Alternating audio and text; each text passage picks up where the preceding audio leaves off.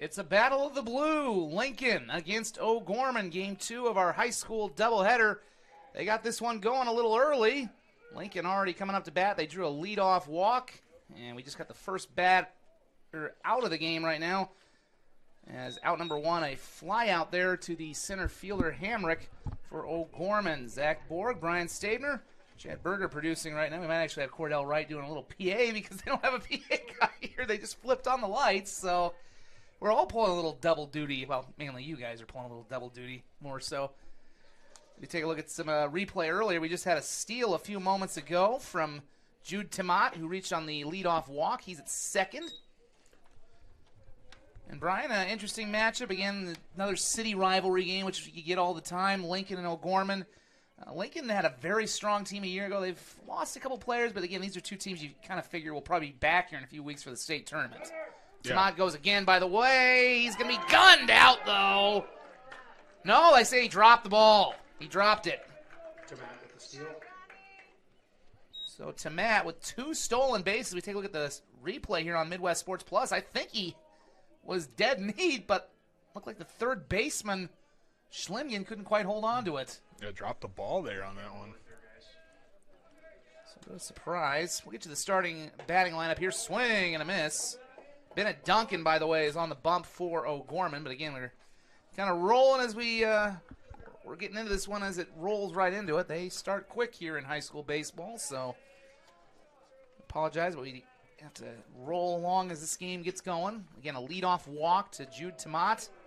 He's stolen 2 bases. He had a pop out with Oplin Soxton. Now here's the starting batting lineup for the Lincoln Patriots, who are the visitor on the scoreboard. Jude Timat, the right fielder. Oplin Sonicson, who just hit out a moment ago with the second baseman. Colin Lunders right now at the dish. He is the catcher. Takes that one outside.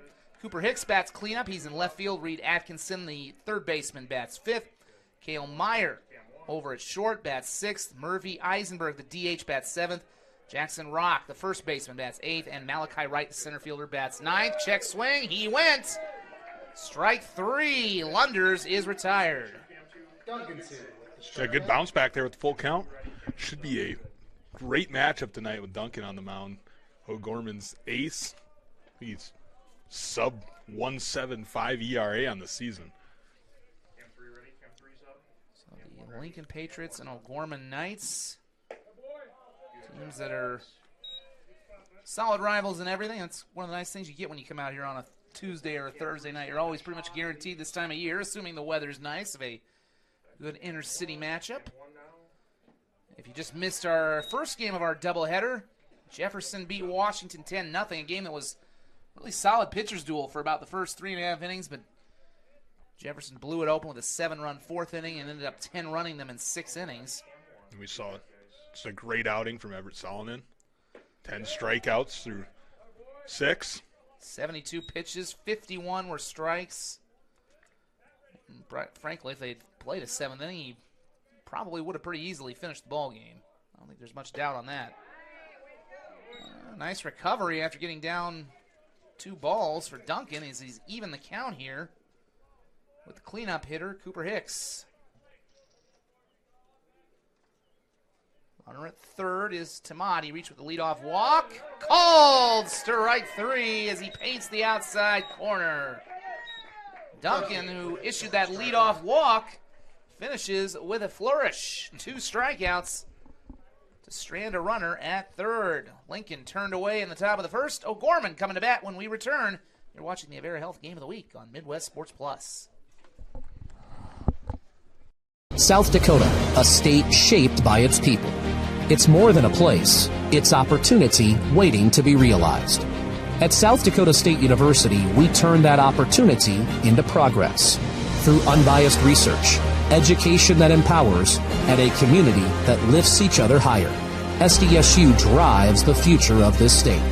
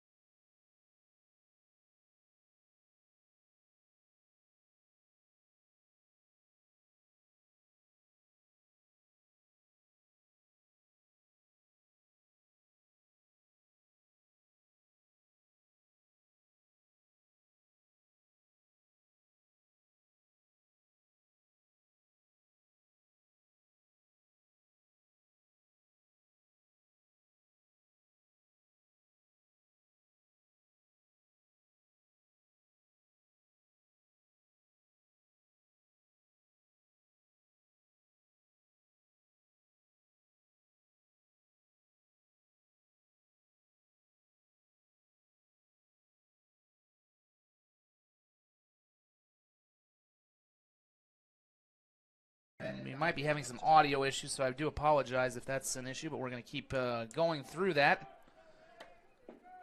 Schlimgen, of course, his brother Sullivan, playing college football, played up at Washington State for Jimmy Rogers, and then followed him to Iowa State this year. That's where he'll play.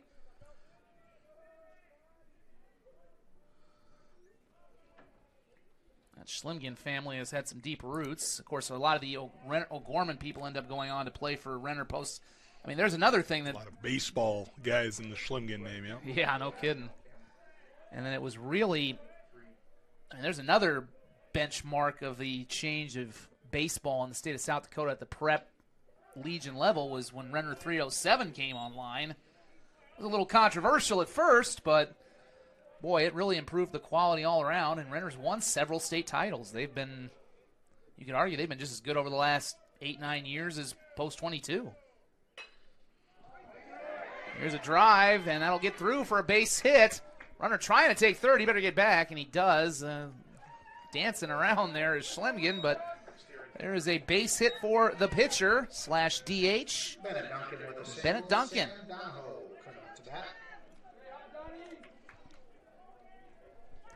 And apologize for the audio technical difficulties, folks, but glad to be back on the air right now. Yeah, we've got a developing situation. Runners at first and second.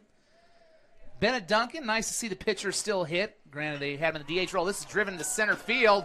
This might get over the outfielder's head. Oh, nice play by Malachi Wright to catch up the ball. Runner tagging. Schlimgen trying to get to third. Throw goes over the head and into the dugout. And that's going to allow Schlimgen to score. Great play out there by the center fielder going backwards to make that. Slipped. Had to throw from his backside, and the relay throw just goes past the third and into the dugout for that first run. Now Bennett Duncan on that moves up to third. He, of course, took second on the flyout. Yeah, that was a great play by Malachi Wright. I thought it was going to – first I thought he might have misjudged it, but then he was able to put on the jets and get back there. But unfortunately, as we've seen some errant throws in this game. We saw some errant throws in our previous game. That throw goes into the dugout, and when it goes into the dugout, that automatically gives everyone a base. And I didn't notice that at the end there he slipped, too, when he was throwing it back in. Yeah, he was made a nice catch, went to plant his back foot. You could see he kind of fell over and threw it while on the ground. But then your relay from short to third just sailed on him. So no RBI on that. Goes as an unearned run. Here's a comebacker. Lichtenberg will throw over to first. And that'll do it. However, O'Gorman gets an unearned run on the errant relay throw. And the Knights draw first blood. They lead their 41st Street rivals 1-0. You're watching Midwest Sports Plus. Banking isn't just about financial products. It's about service and what we can do for you. Those personal touches are at the core of who we are at Central Bank. Decisions are made locally by people who get to know you. And while a lot has changed since 1877, we're still committed to our customers and to being the best bank in every community we serve. Central Bank, member FDIC. 125 years ago, Greenberg's Jewelers opened their doors with a single Midwest location. Today, Greenberg's has grown to be Iowa's largest family-owned jewelry chain, with additional locations in Nebraska and South Dakota. Greenberg's has always and always will believe that high-quality jewelry should be within reach for every love story. How do they accomplish this? Over 125 years of buying a lot of diamonds and selling a lot of diamonds. Greenberg's Jewelers, where every diamond tells a story. Nippy, but still pretty nice evening, spring evening here in South Dakota. The last night in April. State baseball tournament drawing closer. It'll be here at Ronken Field, and both these teams hoping to be a part of it in a couple weeks. So O'Gorman on top 1-0 after getting an unearned run after an errant throw. Lincoln had an opportunity to score in their half of the first. They got a leadoff walk with Jude Tomat. Stole 2 bases, but was stranded at third. Let's see what the Patriots can do in their second turn at the plate. And if our PA announcer sounds a little familiar, it's our own Cordell Wright. I don't know if they're going to give him... Hopefully they give him a free hot dog. Give him at a least. hot dog, right? Give him a hot dog. Come on. Well, he was just on a big fishing trip. Maybe they can get him some hamburger, some fish from him. I don't know. He's got breadcrumbs. Breadcrumbs. There we go. So, if they want him to keep doing the PA, just get him some breadcrumbs here. Feels like a little bit. I was gonna say it's a nice night outside. It does feel like a little bit of a fall weather though. It is a little chilly out there. I talked to a couple of Jefferson players after their previous game, and you can definitely feel it out there. And ironically, we had a little rain when it was sunny too. So you get a little bit of everything in South Dakota in April and May. This is the classic spring baseball weather right here. I will say they've gotten more games in than I remember. There have been a lot of, especially when I got out here about 10 years ago, that you were lucky if you got 1 or 2 games in. A called strike, Duncan 2-2. just working the outer half right now. Bennett Duncan, the ace, and he will be playing his college baseball on this field as an Augustana signee. 2-2, waved at and missed. Strikeout number 3, and it's the 3rd consecutive strikeout for Bennett Duncan. On the year, Duncan the ace, and as I mentioned, Augustana signee, senior 4-1 with a 168 earned run average, and pretty good with the stick as well, batting .468, and Tim Huber, no doubt, happy to bring him aboard here next year. We've talked a little bit about it in the first game with Jefferson, but man, this is just a remarkable program Augustana has built. The softball program is great, too. I don't want to take anything away from him. There's a drive up the middle. Oh, great effort out at shortstop by Canfield, but that's going to go as a single for Cale Meyer and their first hit of the ball game. Good effort by shortstop. Just a little out of reach there. I think that turf came into play. Hit the ground, sped up a little bit. They're playing on the grass, the natural grass. That's probably a play he makes up the middle. That was something about Harrisburg I noticed last week. They're one of the – because now you have the Sanford Diamonds where a lot of these teams play other than – a lot of the Sioux Falls teams other than Ronken Field will play at the Sanford Diamonds. I don't know if anybody still plays high school ball over at the fields out on the south side of town, which naturally escaped me, even though I've been there about 1,000,000 times. But Old Harmony? Harmony, there you go.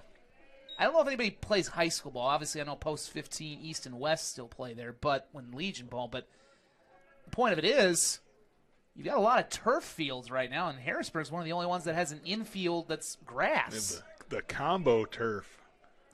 Grass infield. I was going to say Aspen Park, where we're going to be tomorrow, and Brandon, they have turf. You start to look around the state, there's, I mean, that's to your point you made in the first inning about the growth of baseball in the state.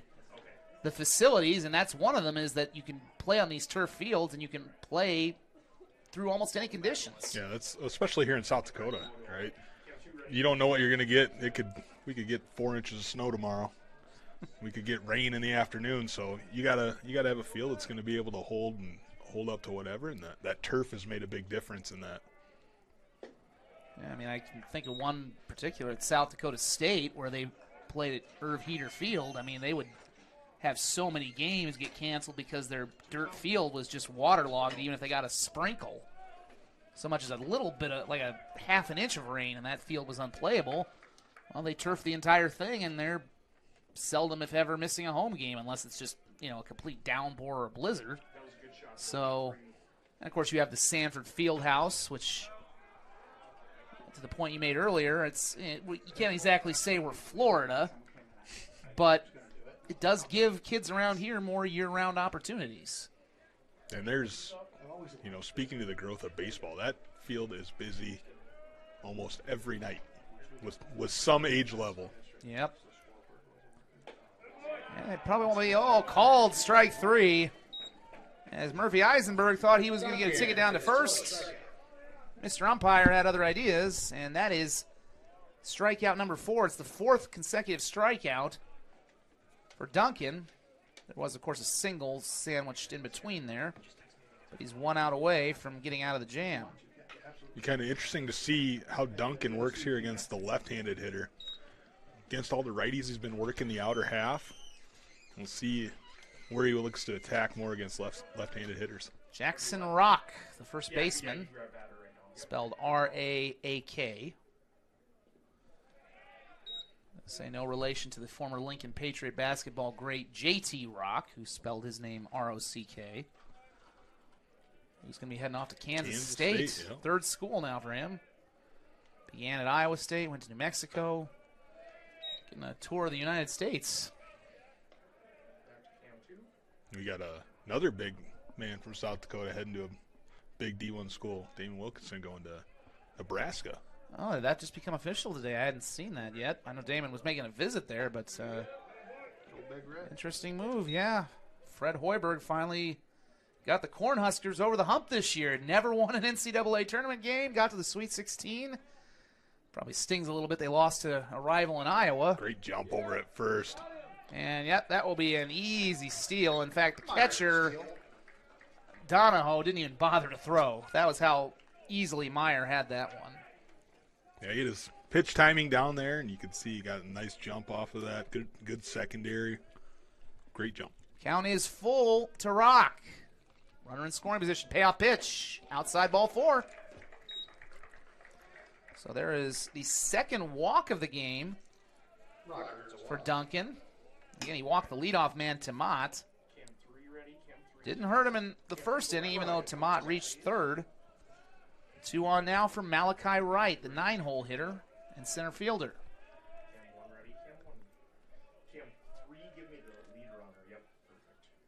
First pitch is in for a strike.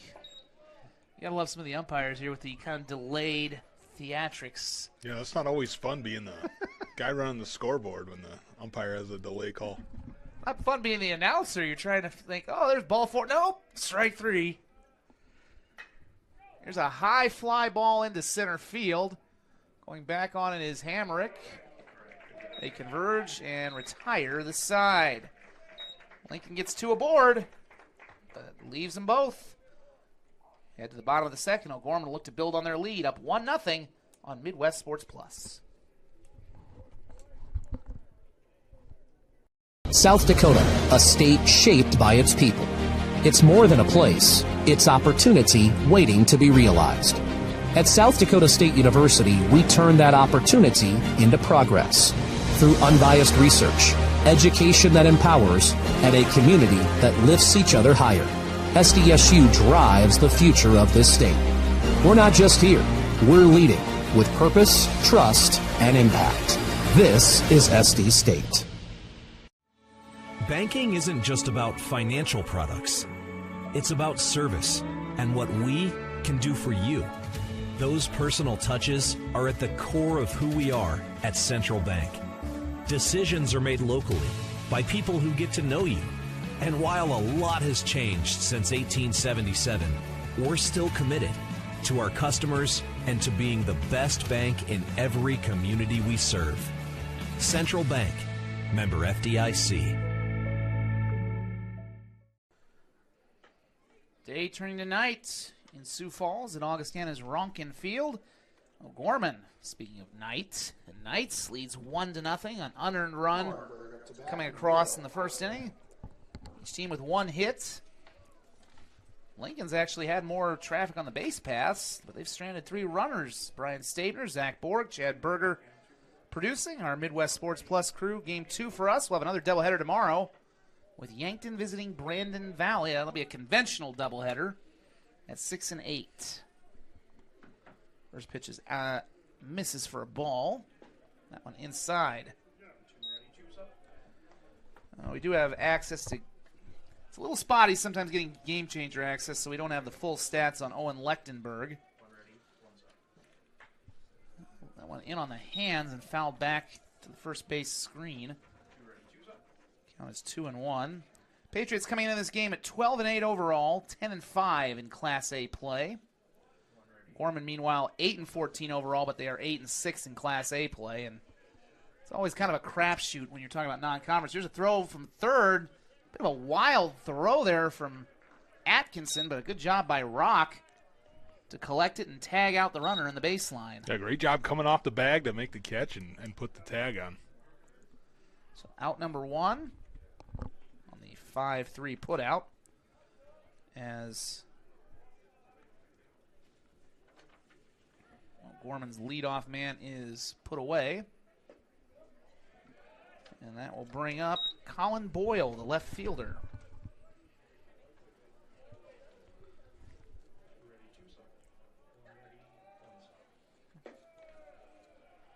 Count level at 1 ball and 1 strike. Talked a little with Coach Dan Hughes, and much like that Jefferson team we just saw, he really thinks their strength is the pitching. Obviously, you have Donahue at the top, or Duncan, excuse me, at the top. But it's a team that can go pretty deep with its starters and relievers, and they know how to work at bats. So it's not just that you have the guys who can throw with the high velocity. They can kind of grind out at bats. And yeah, and that's big throughout the game. You really want to try and, especially pitch count they have, you want to try and drive that pitch count up as much as you can. And nice pitch there on the outer half. Getting the strikeout. Strike 3. Boyle is retired. That is the first strikeout for Lechtenberg. 2 away. Now this is where some things started to go a little haywire. Last inning they had that terrific catch out in center by Malachi Wright, but couldn't, had an errant relay throw that allowed the first run of the game to score.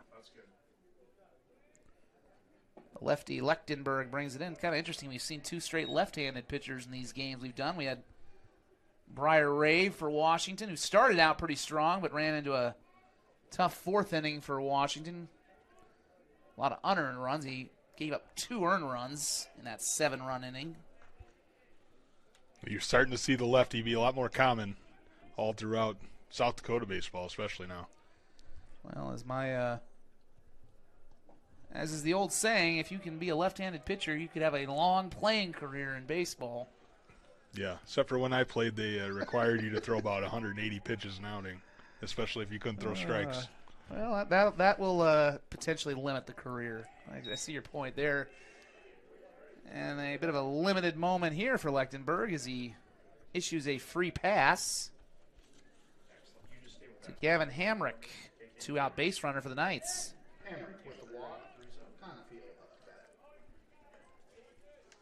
I'll bring up the 9-hole hitter, shortstop Jack Canfield. He drives this one to right. Boy, nice good jumping recovery. Catch out there by Tamat. Seen some nice plays out in the outfield. Malachi Wright made a nice one, and Tamat, I thought for a moment that ball was going to get over his head, but he's able to leap up and make a nice grab to retire the side. That walk does not come back to haunt the Patriots. We'll head to the 3rd. O'Gorman on top, 1-0.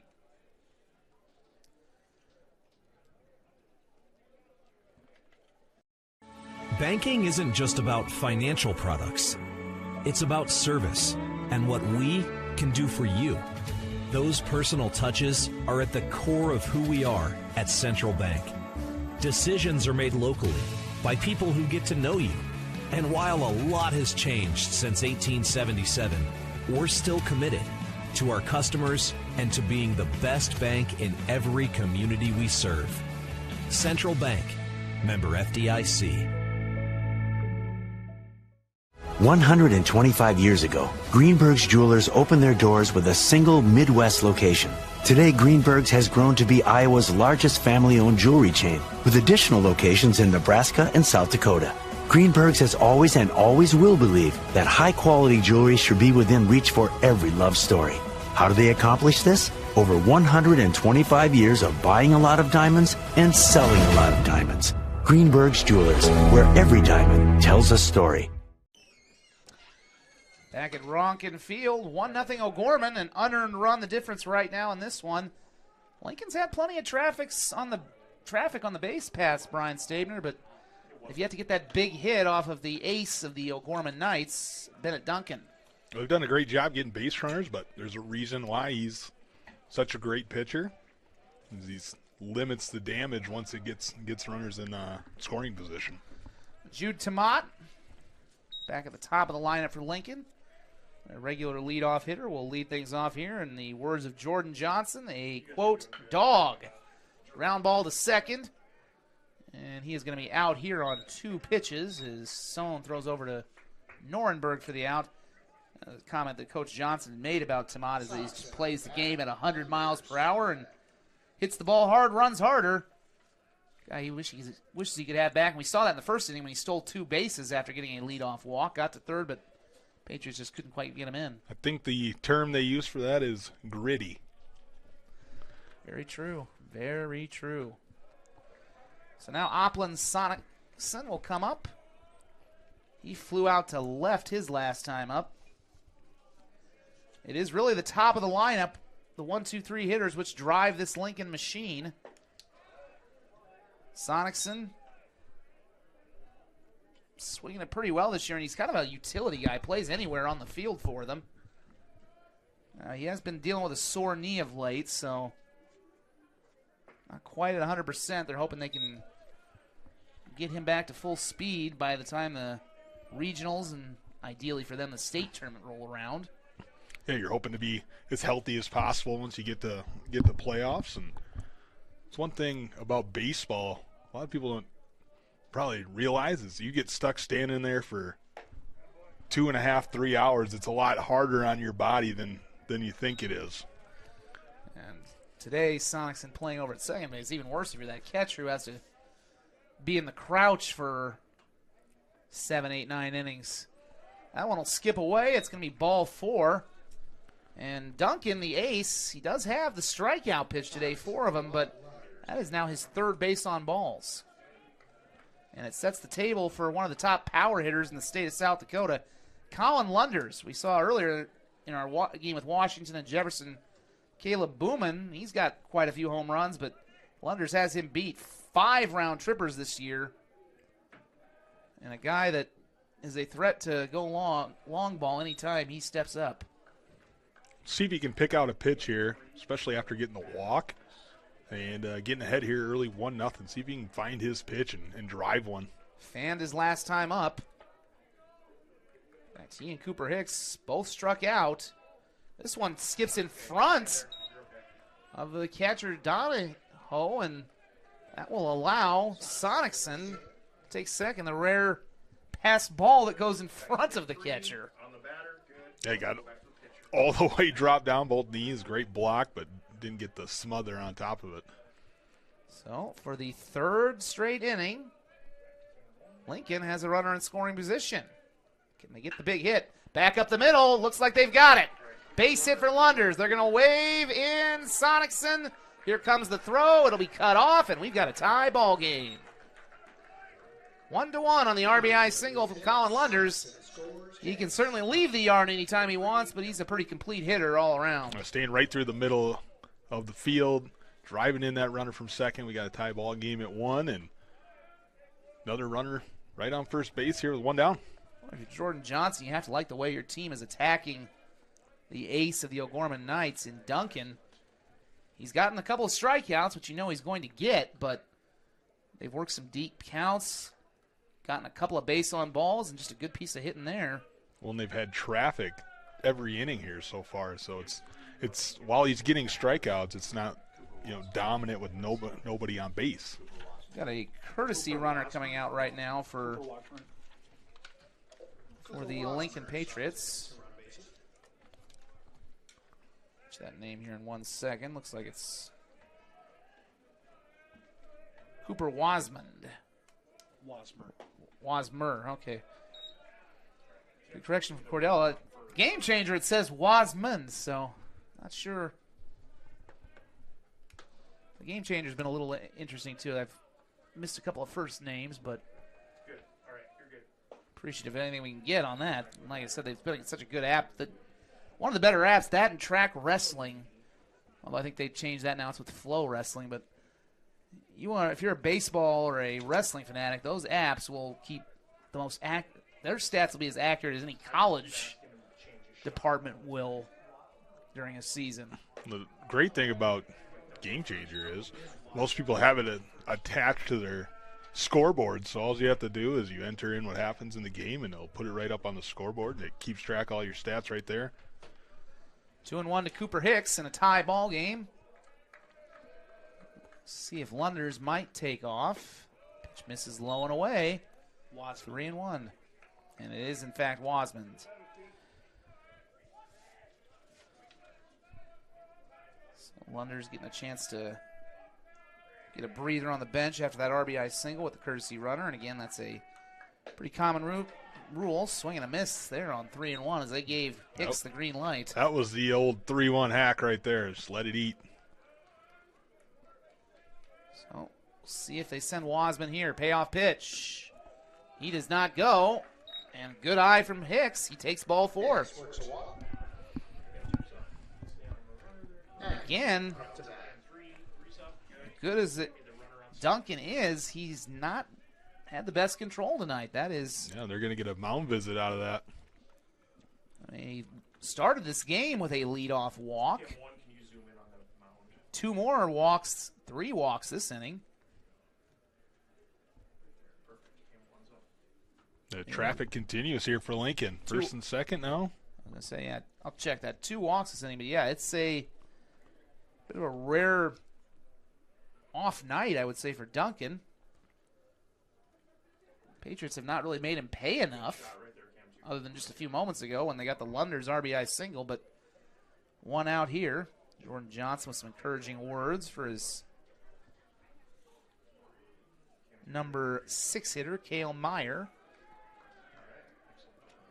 And at the hit plate now is Reed Atkinson, the third baseman. Meyer on deck. Atkinson up to bat. Atkinson struck out to lead off the second inning.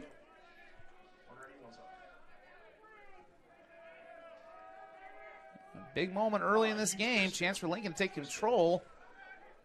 Nice little block there by the Gorman catcher Donahue. Is Donahoe. You can play with it a little bit. He's able to keep that in front of him. The runner off second. Wasman dancing around up there. There's a foul back to the screen. It's 1-1. Well, the Lincoln Patriots I think Cordell's going to come down and help you mess with that. just played in Mitchell on Tuesday night. Split a doubleheader with the Colonels. Won the first game 5-4. Lost the second 6-5. So a tight doubleheader out at Cadwell Park. We'll have a doubleheader as well coming up in a few weeks here out at Mitchell, one of the other top ballparks in South Dakota. They've done a lot of renovations to that ballpark. Of course, it's routinely hosts the state amateur baseball tournament and will again this year after they took a break last year and did it in Brandon. Yeah, beautiful ballpark in Cadwell. And even better, they put the big, it's not going to be an issue right now, but they put the big canopy, the roof over the press box. Because that was the one knock I think you could have on Cadwell. And in the summer for that amateur tournament, it's a concrete pit. When it gets up to 100, now at least you have the shade. So that park is pretty much perfect. And, nothing against Brandon or Augustana. They hosted the amateur tournament. I think the Birdcage did it. I think they were fine hosts, but it's kind of hard to ever take it away from Mitchell. They do such a good job with it. Yeah. It's an awesome experience to be able to play there for whatever level it is. And great bounce back for Duncan there to get that strikeout. Good payoff pitch. Big second out. Once again, he's walked the tight wire. Walk the tightrope. Might want to get my words correct on that one. Tightrope, high wire, whatever you want to call it. Mix them up. He's been dancing on it. So far, only giving up the 1 run. If he can get 1 more out, he can wriggle off the hook again. Well, you see right there, this half inning, he's really struggled to hit the outer half. And first 2 innings, he was kind of dominating on the outer half of the plate. Now he's just missing off. By the way, these 2 teams, as that pitch misses low, these 2 teams did meet not that long ago, really, only 10 days ago on April 20th, with Lincoln defeating O'Gorman 9-7. And so far, it's kind of taken that same general tone. Now, that game was out at the Sanford Diamonds. Did he get another strikeout? Yeah, he did. Rematch, of course, here at Ronken Field. That game back on April 20th, in which Lincoln won. Had a big game for Eisenberg. He drove in a pair of runs. They had a Lunders home run in that one. Hicks and Wright hit triples. There's ball 4, and the bases are loaded. A 4-pitch walk. And again, the control is just not there tonight for the ace of the O'Gorman Knights. Bennett Duncan. Eisenberg up to bat. And speaking of Eisenberg, he will come up now. In that last meeting, he had a pretty big game for them. Walked twice, drove in a pair of runs, scored a run, had a hit. He's got a chance to do some big damage here with the bases loaded and 2 outs. Yeah, let's see who comes through here. Who's going to make the big play? We're going to have a Duncan on the mound, attacking, getting through the little jam that he's put himself in, or is Eisenberg going to come through with the big hit? That first meeting, Duncan was great at the plate. He had a triple in that game. Went 2 for 3 with 2 RBIs and a run scored. There's a strike called. It's 1-1.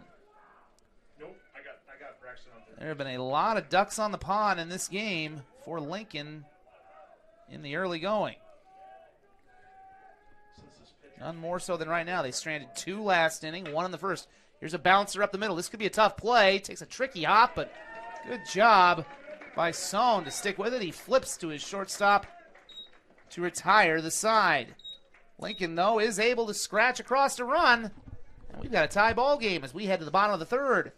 O'Gorman and Lincoln even at 1 on the Avera Health Game of the Week. You're watching Midwest Sports Plus.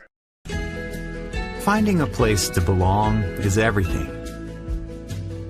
It's where you can make a difference, where you're heard, where you have a team that supports you, and the benefits you deserve.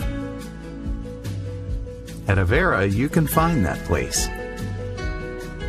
You belong at Avera. Apply today.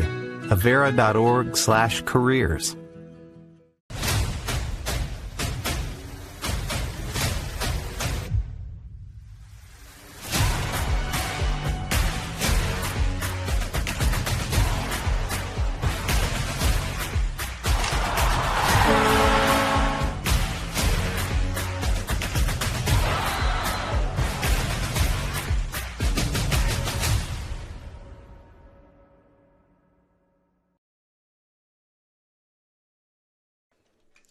Sun has almost gone down totally here at Ronken Field in the central part of Sioux Falls, south center, I guess you could say. But we've got a good game of brewing right now, 1-1 between Lincoln and O'Gorman. Sun up to bat. Knights got an unearned run in the first inning, but Lincoln bouncing back, although they've stranded now 6 runners through 3 innings. They did tie the game, though, on an RBI single from Colin Lunders. Continue to put pressure on, though, through all 3 innings, and see if O'Gorman can kind of have a match here as they went quickly in the second. Impressive, too, and you would figure, even though they haven't necessarily gotten the clutch hits, they're running up that pitch count on Duncan, so his evening is going to be probably a shorter one than he might have anticipated. Well, and looks like O'Gorman has somebody getting warmed in the pen. There's a rip to third, and that'll get through for a base hit. There was almost no chance for Atkinson at third as Paxton Sohn just scalded that one. Yeah, that ball was squared up, hit hard to third. Tough play over there, especially playing even with the bag, trying to protect against possible bunt. That's really one of the hardest hit balls we've seen in either of the doubleheaders, either of the games. Sure.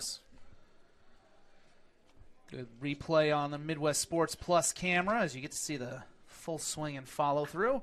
There's a high pop-up. This one's up the elevator shaft. Shortstop will make the fundamentally sound two-handed grab. Meyer putting it away for out number 1. So hyper-aggressive here from O'Gorman. First pitch swing on that one. Yeah, that one looked like it was pretty easy to see, but usually about this time of night becomes really tough to see some fly balls. Well, Donahoe will step up, and Bennett Duncan, who had the RBI single, quickly retired. That's a big bullet dodged if you're Lincoln. I'll check that. This is Duncan. My mistake. I thought we had Donahoe up right there, but Duncan had the RBI single. He's one of their top power threats. Good. All right. That's fine. Go ahead and go back to the game. Ended up reaching third. Knights left him there in the first inning. Again, he'll be playing on this field, having signed with Augustana and Tim Huber, who, of course, they have that big banner. You might occasionally see it if there's a ball hit out there for the College World Series win, which is kind of hard to believe. It's now almost we're nearing 10 years on that thing. 8 years already? That's wild. And I just don't. Here's almost a carbon copy of his last hit up the middle. Base hit number 2 for Duncan. Now Donahoe will come up. Got something brewing here a little bit. 2 on, 1 out. Middle of the order coming up. The point I want to make, though, is I think people don't necessarily appreciate they take it for granted a little bit here because Augie and. Great shot right there of it. Yeah. They take it for granted because of how good the programs here have been, but Augustana baseball as the Division II national champion, that's the northernmost team to win a national title in D2, and I looked it up at the time they won it. I think something like 53, 55 had been won by Florida schools. I think the northernmost team to ever win a national title was a team in Missouri. Well, Augie's competing year in and year out now. And there you see that national title sign. It's getting a little faded these days. It's been up there for a while, but in fact, we have the coach's suite. That one's ripped into the dugout. Foul, back in and out. We got the coach's suite next to us in the press box here. I've occasionally shot a game or two and earned some dirty looks from former colleagues because it was 100 degrees out and I was chilling in the air conditioning. If those colleagues are listening, I apologize for nothing. It seems like a smart move to me. Yeah, I can't help that I was a little smarter than you, but, there's a line drive that's caught. Now it's thrown away, so once again, they better have a backup here, and this time they do prevent it from going into the dugout, so some great defense from Lincoln. It's just some of the relay throws are getting away here. Yeah, great play catching him off guard there on that hard line drive, but just threw it away. Had a chance to get the double play and allows both guys to move up a base. Extends the inning a little longer, and he'll give a chance to Alex McKinney to break the tie. The first run was unearned, so it could well be that the next one is if he can drive this in. First pitch in there for a strike. But yeah, to finish that story I was telling, for the longest time, I think they finally moved it, but for the longest time, the national title trophy was just sitting in the other room. Here's a shallow fly. Oh, nice running grab at second by Sonicson to retire the side and keep the Knights off the scoreboard. That was a good running play out in shallow right. Great reaction there to go after that ball and save a run or two from scoring. We're through 3. We got another good one brewing. 1-1 between the 41st Street rivals, Lincoln and O'Gorman on Midwest Sports Plus.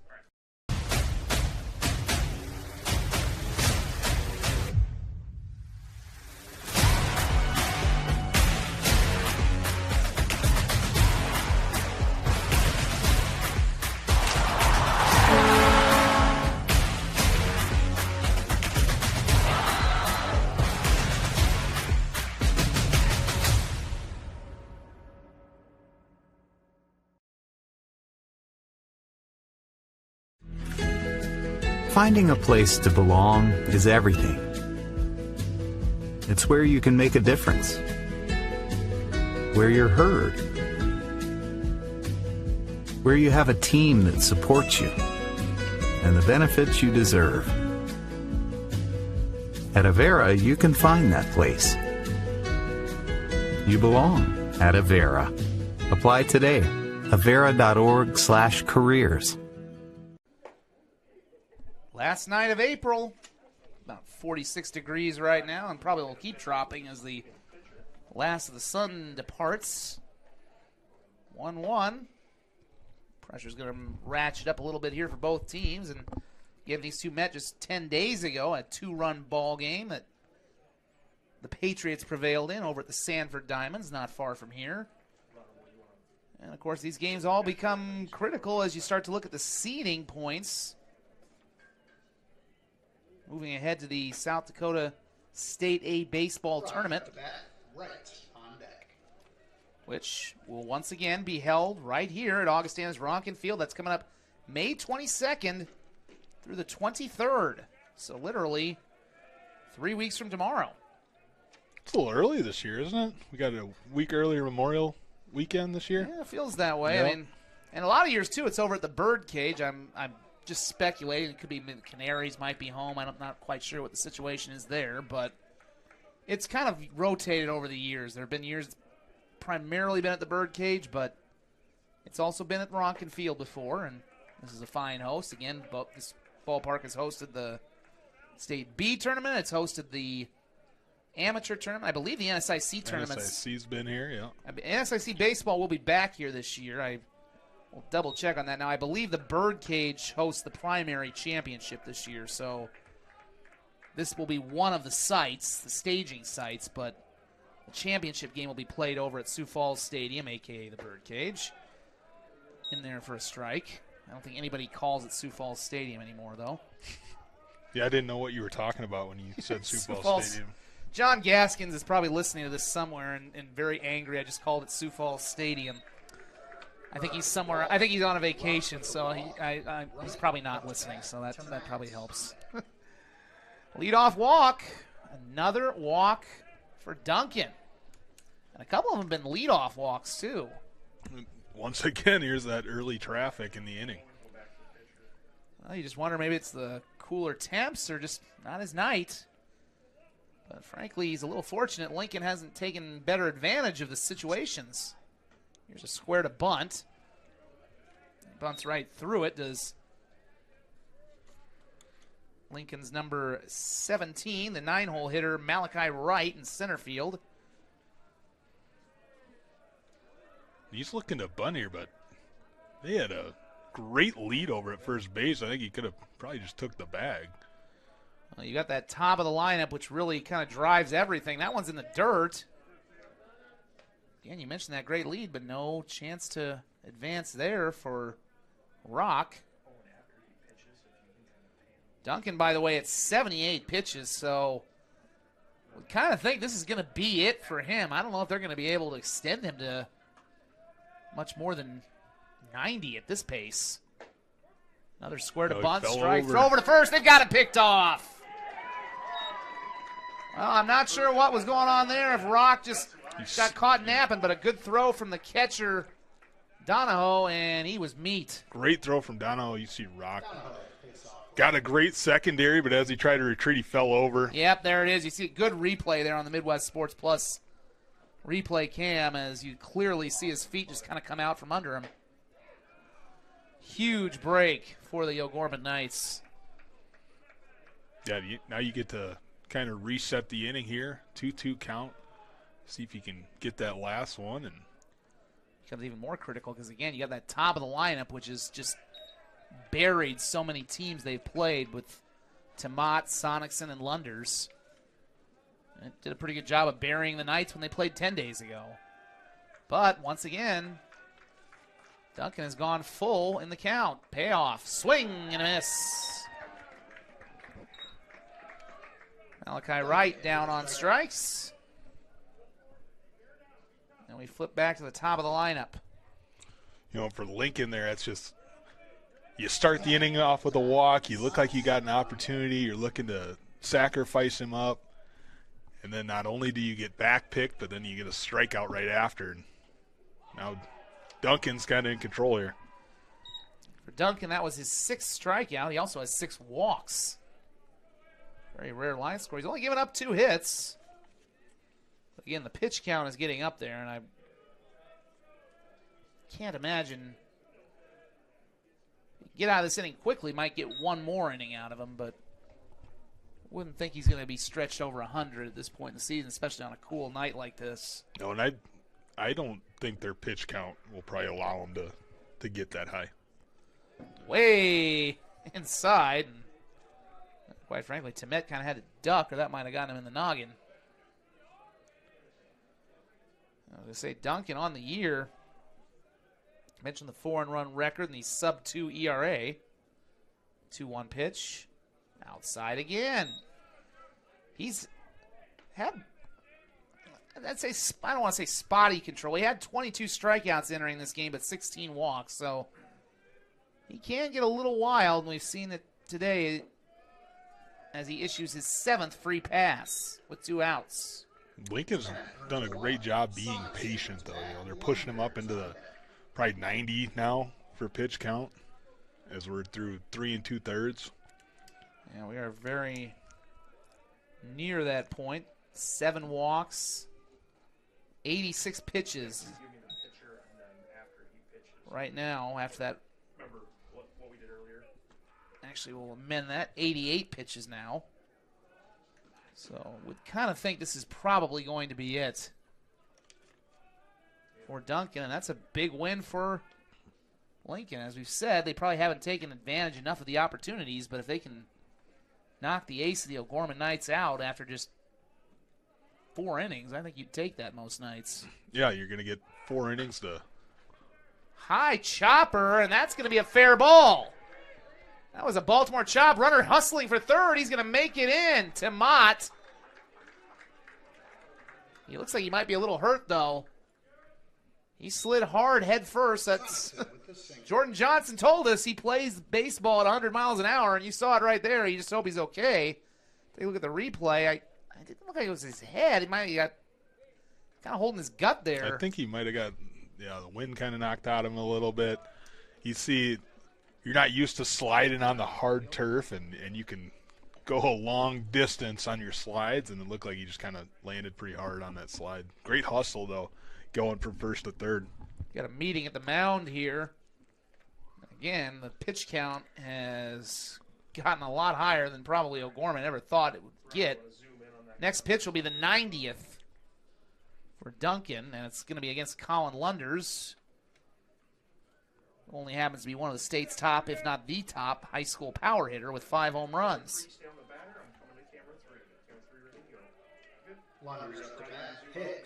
Lunders on the day.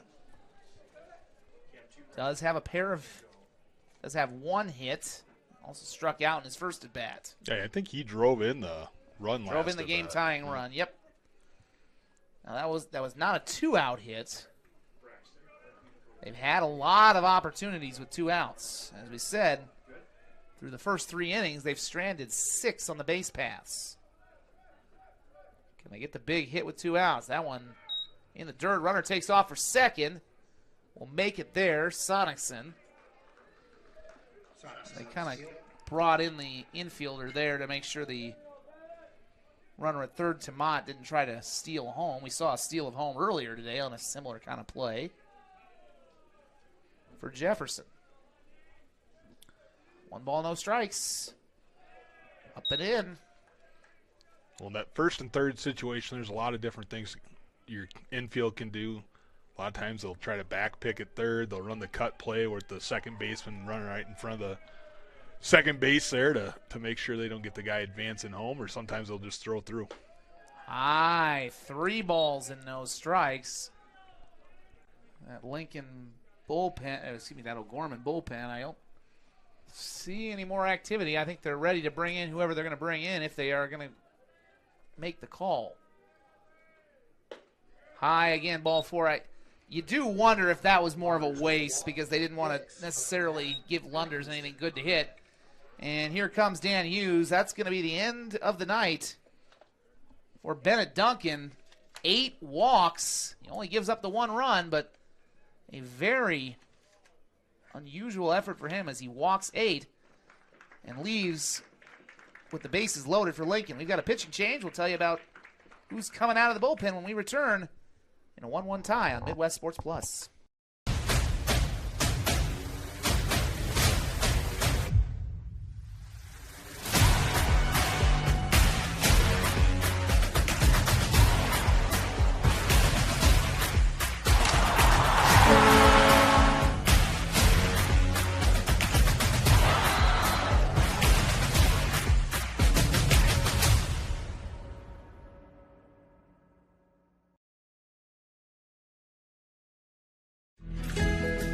Finding a place to belong is everything. It's where you can make a difference, where you're heard, where you have a team that supports you and the benefits you deserve. At Avera, you can find that place. You belong at Avera. Apply today. Avera.org/careers. Banking isn't just about financial products. It's about service and what we can do for you. Those personal touches are at the core of who we are at Central Bank. Decisions are made locally by people who get to know you. And while a lot has changed since 1877, we're still committed to our customers and to being the best bank in every community we serve. Central Bank, member FDIC. Cooper Hermanson plunks Cooper Hicks on the first pitch, and Lincoln has the lead. Well, we came right back at the opportune time out of commercial as we literally, I kind of jokingly said it to you, Brian Stater, we get Cooper on Cooper violence, and I guess that's as close as you get to, aside from a benches clearing brawl, there is our Cooper on Cooper violence as he plunks him in the back. Yeah, that got him good right in the back, right in that soft part in the back, but you know what? That's an RBI, and now you're up 2-1. And obviously the rally continues. So a painful way to get that first run, as we've got a little bit of an extended stoppage here. I'm not sure what's... They're just letting him shake it off over at first base. That looked like it. Couldn't really hear it. We've got most of the windows, but you could kind of feel that one.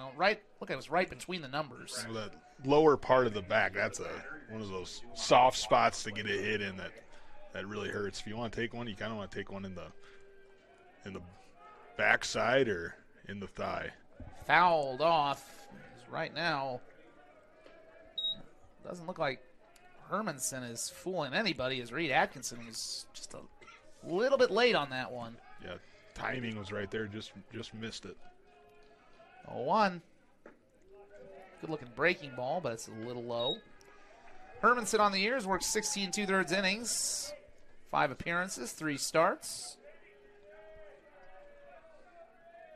1-1 record. 1-1 pitch. Chopper right back at him. He'll fire over to first. That'll retire the side. However, his first pitch plunked a man with the bases loaded, and that allows Lincoln to take their first lead of the night. It's 2-1 Patriots. O'Gorman coming to bat when we return on the Avera Health Game of the Week. You're watching Midwest Sports Plus. South Dakota, a state shaped by its people. It's more than a place. It's opportunity waiting to be realized. At South Dakota State University, we turn that opportunity into progress through unbiased research, education that empowers, and a community that lifts each other higher. SDSU drives the future of this state. We're not just here, we're leading with purpose, trust, and impact. This is SD State.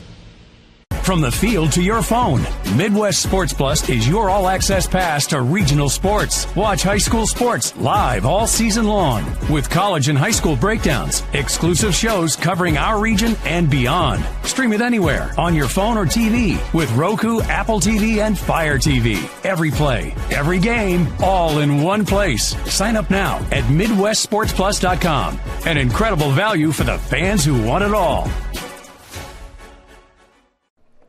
2-1 Lincoln on top after getting a run home the hard way on the hit by pitch. As my late mother used to say when we went to AAA Iowa Cubs games, take one for the team and be somebody. Well, that he did. Exactly what he did. Might leave a welt tomorrow, but if they can find a way to get the win, he'll maybe feel like it was worth it. I don't know. Probably the bet. Talk about hitting streaks. That was one of probably my most notable hitting streak in my life as we get leadoff man here for O'Gorman, Landon Norenberg, who bounced out to third his last time. Most notable hitting streak of my life was probably when I was 9 years old and got hit at the plate 8 straight games. 8 straight games getting Eight hit by a pitch? 8 straight games of getting plunked by a pitch, and then the 9th game I misplayed a fly ball out in right field and it hit me, so guess you could technically call it 9, but... Were you standing on top of the plate? I'm pretty sure I was by the end of it, because by the latter part of it, this is high off the plate but foul. By the end of that ordeal, I was not going to swing a bat. I was kind of turtling at that point. Because after you've been hit 4 straight times, I don't know how hard those kids were throwing. I'm 9 years old or whatever, but it seemed hard at the time, and I was getting plunked in just about every part of my body, so I kind of questioned whether I really wanted to play at that point. Baseball wasn't for you after the 8 consecutive hit-by-pitch games. I will say the next year, Chad Berger, this is why you're one of the best producers in South Dakota. The next year, I did come back and have a nice long hitting streak. My dad was actually the coach. I think my first game I didn't get a hit. I think we played we played 12 games. I think I had a hit at the last 11. And my dad was the coach, and it was a fun, special time. Your dad's the head coach. The only problem is the team won 1 game, so you can't have it all, even when you're only 9 or 10. But did you have fun? Yes, I had much more fun than when I didn't have. I had much more fun when I didn't have welts all over my body. More fun hitting the ball than it is getting hit by the ball? Much more fun hitting than being hit. It's funny how having your dad be the coach and being basically telling you he was not going to stand for you just standing there like a scared infant, scared toddler was not going to fly. Yeah, if the rest of the team had performed to my standard, we would have won more than 1 game. Slight joke. Anyway, first out recorded here. I played baseball for 30 years, and I'm pretty sure you got hit more times in 8 games than I have in my entire life. Well, Raccoon Valley Little League in Des Moines, Iowa was... They're ruthless over there, huh? Yeah, it was a vibe, as the kids say these days. Brian Stabner, Zach Bohr, we got some good vibes on this chilly night. Called strike 3. Down on strikes is Colin Boyle, and you know what? We started the night really talking about Bennett Duncan. We certainly didn't start the night talking about my Little League stats from 9 years old, but Owen Lechtenberg has kind of stolen the show from Bennett Duncan, who's now long since departed. He's had some pretty good control in this game, the young man for Lincoln High School. Yeah, he's been around the zone all game, and you can see O'Gorman has not had nearly the amount of traffic that Lincoln has in this game. Swings through that one. The healthy hack right there. Lechtenberg, another lefty. We've seen a few lefties in this game. He's only at 58 pitches. It's another one. Waved at and missed. Quickly 0-2, and Gavin Hamrick trying to keep this inning going as that one's waste pitch outside. But Lechtenberg now with 2 strikeouts, 2 walks, 3 2/3. He's given up 2 hits. The only run he allowed was unearned. It was that errant relay throw. Foul off to the right side here. Heads up over there. I don't know how close that was to hitting anybody, but the guy in the dugout did a nice little acting job.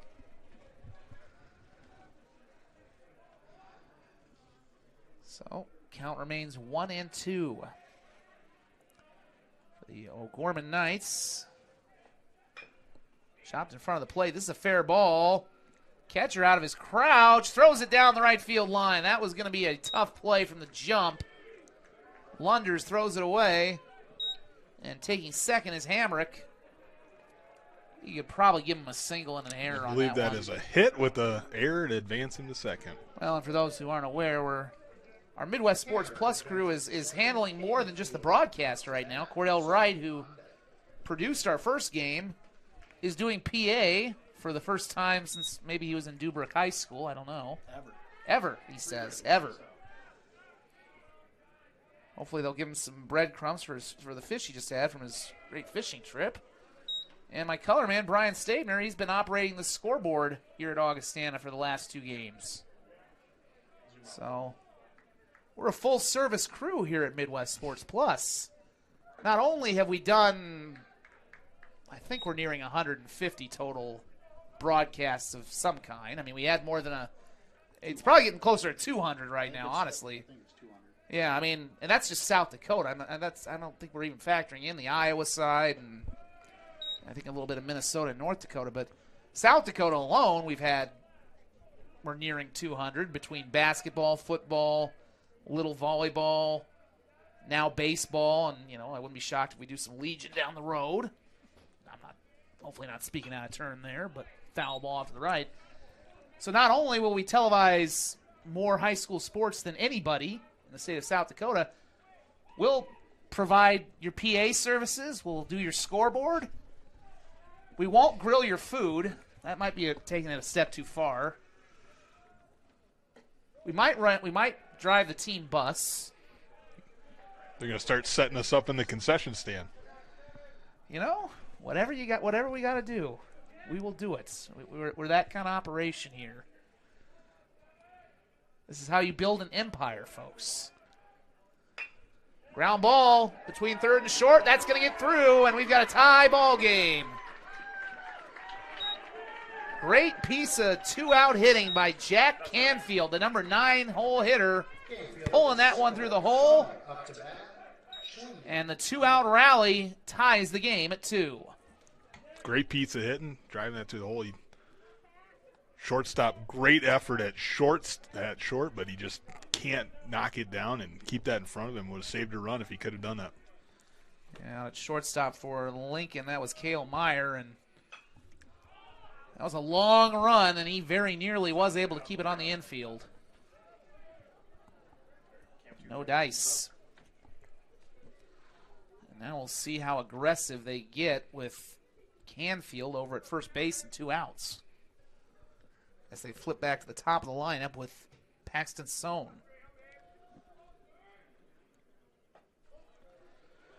Well, Lincoln, as I mentioned, they split a doubleheader in Mitchell on Tuesday. They'll be back in action on Saturday as they make the trip up to the Hub City, taking on Aberdeen at 12-2. And then they'll be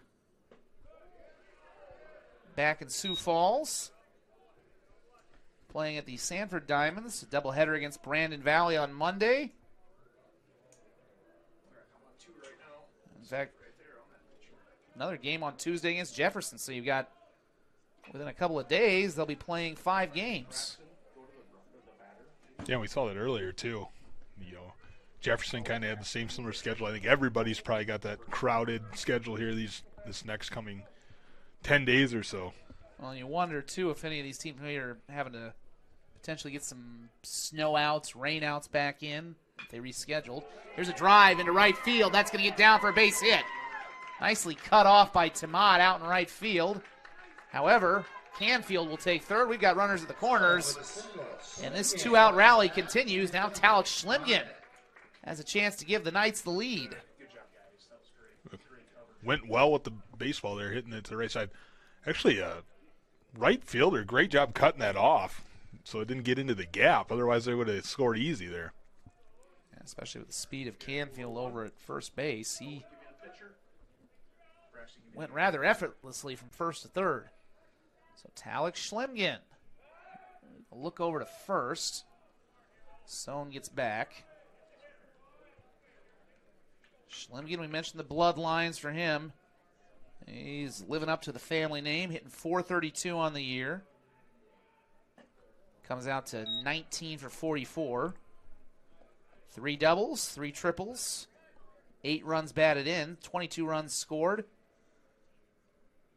Pretty patient hitter at the plate, too. He's drawn 12 walks to just 7 strikeouts. Good base stealer, too. 8 of 10. Pitch breaks in for a strike, and we're level at 1-1. So this one kind of playing out a lot like their meeting 10 days ago, and that's something that Jordan Johnson kind of expected. He said this was going to be a dogfight. Couple of hops to second. Oh, it skips off of the second baseman, Sonicson, but he's able to recover and flip to Meyer to get the final out of the inning. That looked for a moment like it might be disaster, but good job by Sonicson as we take a look at the replay here to stick with this one. Yeah, great job staying down on that sticking with it and making sure to get the out at second to end the inning. That's why they tell you from T-ball on up, just keep the ball in front of you. And that keeps this game tied at 2. We'll head on to the 5th. And a good one. All square on Midwest Sports Plus.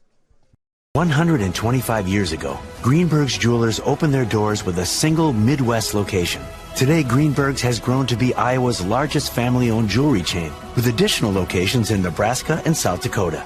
Greenberg's has always and always will believe that high-quality jewelry should be within reach for every love story. How do they accomplish this? Over 125 years of buying a lot of diamonds and selling a lot of diamonds. Greenberg's Jewelers, where every diamond tells a story.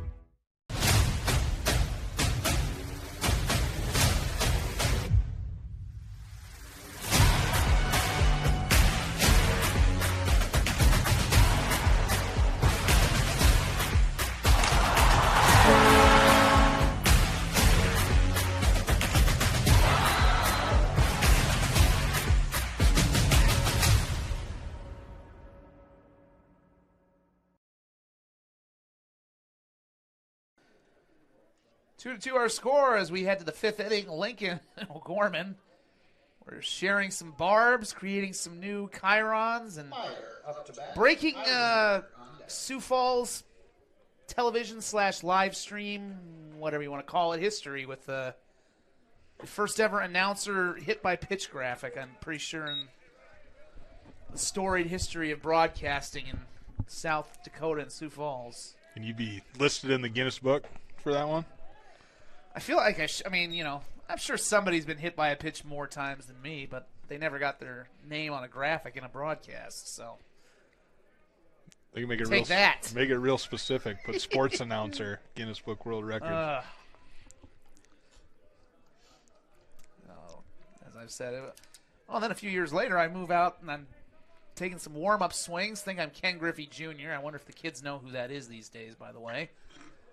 But he had that great swing, and wasn't looking where my backswing was going, and I hit a ref in the cheek. Or not a ref, an ump, excuse me. Now I'm really showing myself out the door with that reference. But yeah, no, I had some interesting moments. I wasn't very good, but what I lacked in talent, I made up for in memories and moments. Yeah, that's one way to put it. Luckily, I didn't really cost my family much money with some of these hijinks. So, you know. First out here, getting the ground ball roll over to second 4-3 base. on the put out. Yep. And a big out there, by the way, too, as they got the leadoff man. It was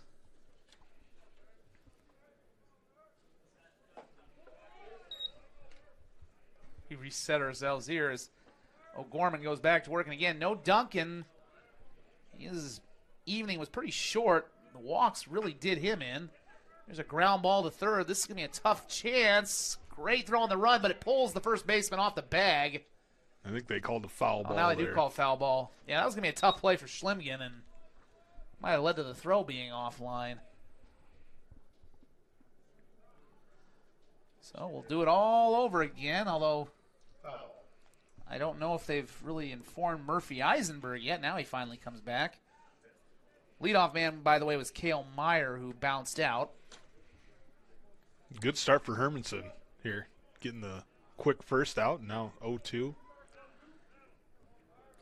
And Hermanson's first pitch of the game plunked a batter and brought home the go-ahead run with the bases loaded. However, his team came out of the bat. That one poked into the hole and through for a base hit for Murphy Eisenberg. It looked like he just kind of threw the bat out at it and was able to hit it where they weren't. Great adjustment there. You can see he was obviously fooled by the breaking ball and, like you just said, threw his bat kind of out there and suck it right through the hole. It's going to look like a line drive smash on the box score tomorrow. More importantly, go-ahead run is aboard with one out.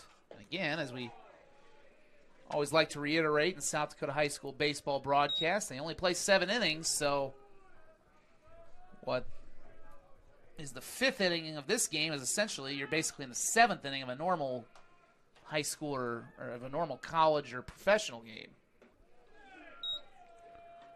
See, tie game here, fifth inning. Let's see which teams are going to get a little more aggressive on the bases. By the way, O'Gorman will play Washington tomorrow night at 5 o'clock. So everybody going to be in action as they get some more games in down the stretch. We'll get to the standings here in the state of South Dakota. And we'll determine seedings. They have their regionals, best of 3 series, with the winners advancing to the state tournament. That one's called strike 3, and I think Rock maybe looked for a moment like he didn't like it, but he didn't protest very long. Yeah, it looked like that was right there. Kind of froze him a little bit. Yep. So, Malachi Wright will come up now. We've seen some good 2-out rallies in this game. Can he get another one started in the 9 spot? The thing of it is, if he can, then you get back to the dangerous top of the lineup with Tomat, Sonicson, and Lunders. In the dirt, or the fake dirt, I guess, the pellets. Good block there. Good block by the catcher, Donahoe. 1-0. Again, I don't really feel like Lincoln's been all that aggressive on the base pass today. See if they maybe start something with two outs. Runner does go right on cue, and he is going to beat it. Stolen base. No, now they call the out. They initially had him safe, but I think he must have overslid the bag. They called a catcher's interference there, or not a catcher's interference, but a batter's interference on the throw. We're going to get a discussion here with Jordan Johnson and the umpire. He was definitely safe on the stolen base attempt, but you're right. I believe they did call a catcher's interference. Johnson's not happy about it, but that's not going to change the outcome. Lincoln is retired in the top of the 5th. Johnson going to get a little bit more of his money's worth out there. We're going to stick with it here as Jordan Johnson is now speaking to both referees in a cordial matter. Maybe not so cordial. He is not happy with that call of catcher's interference, which has ended the 5th inning. They would have had a runner at second. Well, we'll take a break. Be back for the bottom of the 5th. 2-all tie, O'Gorman and Lincoln. Banking isn't just about financial products. It's about service and what we can do for you. Those personal touches are at the core of who we are at Central Bank. Decisions are made locally by people who get to know you. And while a lot has changed since 1877, we're still committed to our customers and to being the best bank in every community we serve. Central Bank, member FDIC.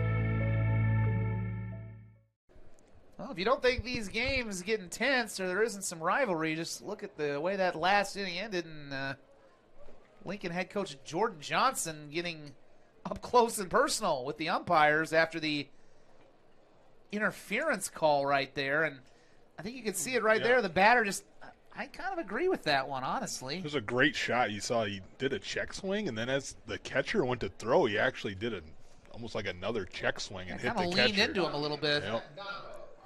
I mean, you don't often see that. Here's another look at it from field level. Yeah, right there.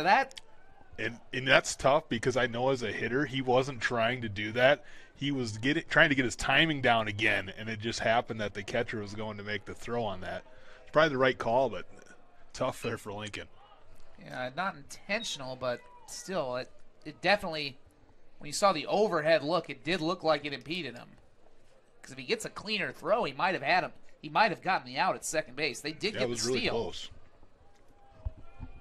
First pitch is spoiled off, foul. Really good camera work tonight from our crew as Bennett Duncan leads off. Duncan, by the way, was the starting pitcher, but he also was the designated hitter, as we all made a point of saying. He did the Shohei Ohtani. So he is still in this game. Pitch dips low. It's 2-1. And just mentioned it a moment ago, but I shouted him out at the end of our last game, but I'll say it again for our crew that's out there tonight. And it's also kind of a chilly night as Duncan draws ball 4. Great camera work all night long from Owen Dahl, Ronnie Vedden, and Braxton Anderson. Some amazing shots they've had. That last replay, was just one of the many that we've seen. Well, we had a great game last week as well on our debut. A lot of the same people were working camera. We had Braxton was doing camera. Owen was out there. We had Daniel Wabwire. And bear in mind, these are our first ever baseball broadcasts on Midwest Sports Plus. And, I know for people who are maybe watching at home, this may be getting a little inside baseball or inside technical jargon, but a lot goes into these productions. Baseball is probably the harder of the sports because you have more camera angles, you got more to juggle, and there's more going on. Here's a drive into right center field. This is going to get into the alley and roll to the wall. Let's see if Duncan can score all the way from first. They're waving him home, and he will give the Knights the lead on the RBI double from Sam Donahoe. The Knights have gone back in front. It's 3-2. Yeah, finally coming through with an extra base hit. Bringing Duncan all the way home from first. He looked like he was chugging on that one. He put a charge into that one the other way. And I don't think there would have been much the Patriots could have done even if they could have gotten the relays in cleanly. Yeah, the ball got deep into the gap there, and you can see with Lincoln there. Here's another drive into center field. Think this one's going to hang up, though. I'll look for a moment that maybe Wright was having some problems with it. Maybe lost it for a second on the lights, but he comes away with it for out number 1. Yeah, and going back to that last double he had, Lincoln's right fielders seems like he's playing a little shallow on the right side, and I think that's what allowed that last ball to get into the gap that allowed Duncan to score. Yeah, but I did just want to finish that thought because sometimes I kind of get derailed in these baseball games. These productions are a lot harder. I don't know if people realize that, but especially for crews that haven't done them before after primarily doing basketball and football, the quality that we've had so far is just outstanding, especially since most of us have never done one or haven't done one in a long time if we have. So, again, we've gotten some really good stuff, some really good camera work, and it's been a lot of fun early on. And I hope those who are tuning in are enjoying it, because we are certainly having some fun as well. Called strike 3. Good recovery by Lechtenberg after giving up 2 smashes in a row. He gets a big strikeout for out number 2. A big bounce back after the, back-to-back batters on base, and see if he can work his way around this one without getting O'Gorman up 4-2. Colin Boyle takes ball 1. So Lincoln will have 6 outs to play with, trailing 3-2. It's been a back-and-forth game, though, so plenty of time for them. Even in the late innings, this one misses, though. You got to minimize the damage, though, if you're Lechtenberg. Boyle on the day, 0 for 2. In from the right side, lefty Lechtenberg kicks and delivers. Line back toward us, although we do have netting, so it's not going to get back here anytime soon. I think I would have had that one. You do remember, now we get a good look here on the Midwest Sports Plus replay. Whoop! Maybe our camera person might have. You do have a little bit of danger if you're the camera people on the sides here. Of course, our cameras are, we have one camera out to the right. I have occasionally run a camera on that side and had a ball come close. Do you need another one? Think of a few major league broadcasts in MLB where a ball has gone into the press box a few times. Seen the ones, too, where they hit the camera. That's kind of... Yeah. I've had that happen to me, too, at a minor league game, too, when I was working in Des Moines. Luckily, I'm actually kind of glad it hit the camera, not me. I know that's... Called strike 3. What a finish for Lechtenberg. After giving up that big RBI double, he fans the last 2 batters he faces to minimize the damage. However, O'Gorman puts another run across the board, and they retake the lead. It's 3-2 as we head to the 6th on Midwest Sports Plus. South Dakota, a state shaped by its people. It's more than a place. It's opportunity waiting to be realized. At South Dakota State University, we turn that opportunity into progress through unbiased research, education that empowers, and a community that lifts each other higher. SDSU drives the future of this state. We're not just here, we're leading with purpose, trust, and impact. This is SD State. From the field to your phone, Midwest Sports Plus is your all-access pass to regional sports. Watch high school sports live all season long with college and high school breakdowns, exclusive shows covering our region and beyond. Stream it anywhere on your phone or TV with Roku, Apple TV, and Fire TV. Every play, every game, all in one place. Sign up now at MidwestSportsPlus.com. An incredible value for the fans who want it all.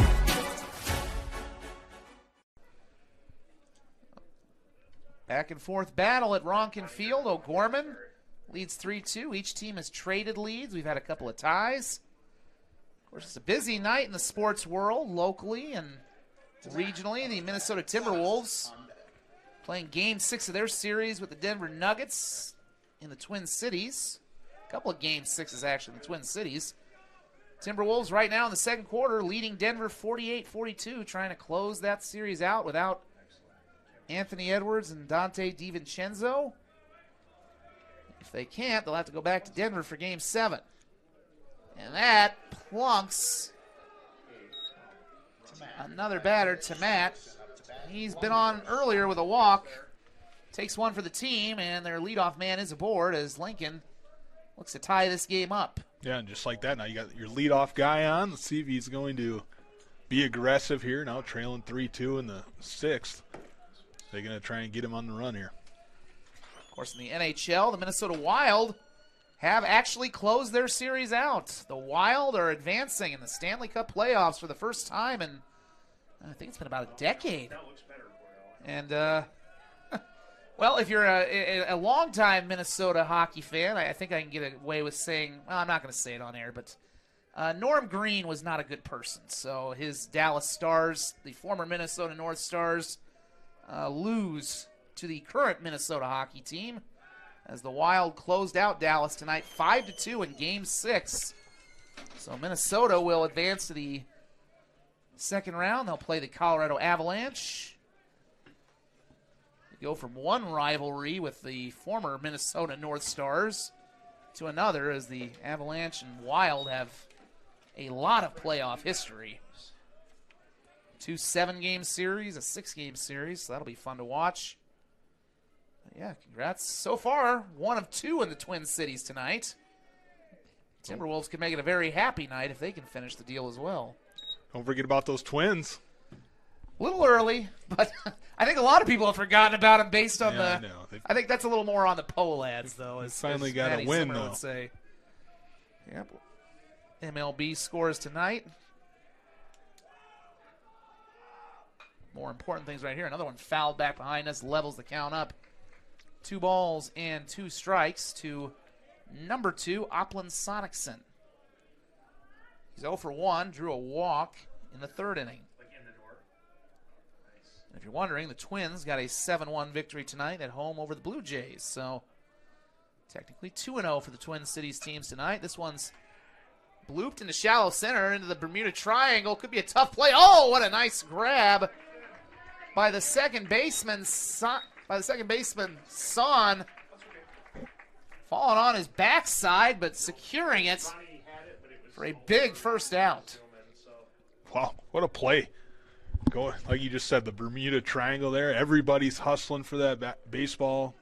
Probably not a lot of over-communication, but great play there, making it as he's falling over. Wasn't a well-hit ball, but he just hit it in the worst possible spot. Very nearly dunked it in for a hit, but again, great play in shallow center by Sohn. And now Lunders trying to potentially give his team the lead if he can hit his 6th long ball of the year. They would settle, of course, for another hit to keep the rally going right now. Looks like they had a little hit and run on there. Good jump over at first. Well, if you're Jordan Johnson, you have to have a little sense of urgency here because this could be the last time you get your top part of the lineup in this game to bat. Fouled back behind home plate. Not that you don't have confidence in the rest, but attitude here probably has to be shoot your shot. Yeah, I mean, you're part of the order with your best hitters. Now's the time where you really want to get going, and you're going to probably put I don't know if they'll do it here 0-2, but you can see him going again in this at bat. Lunders 1 for 2, drove in a run in the third with a single. Got one of the best power bats in the state. If he gets the pitch he likes here, he could give Lincoln the lead. Some tense moments in another good rivalry meeting between Lincoln and O'Gorman. 1 ball, 2 strikes. That one's outside. It's in the dirt. Runner's going to get to second here. So a passed ball, and the tying run is in scoring position. Good read on that ball in the dirt. Getting up to second base. Now they got their guy in scoring position here with their best power guy up. Looks like the outfield off. Matt looked like he was going to take off. Called. Third strike on the inside corner. Lunders did not like that one, but he will take a seat. Let me take a look at the replay here.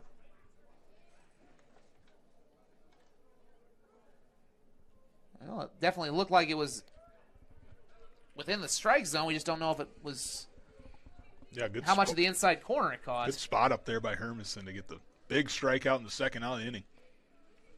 And to Matt dancing around at second.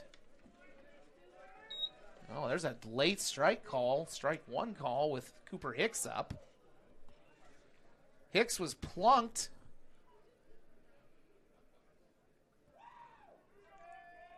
Earlier in this game, that brought in a run to tie things, to actually give Lincoln the lead at the time. This one hit deep to right, but foul.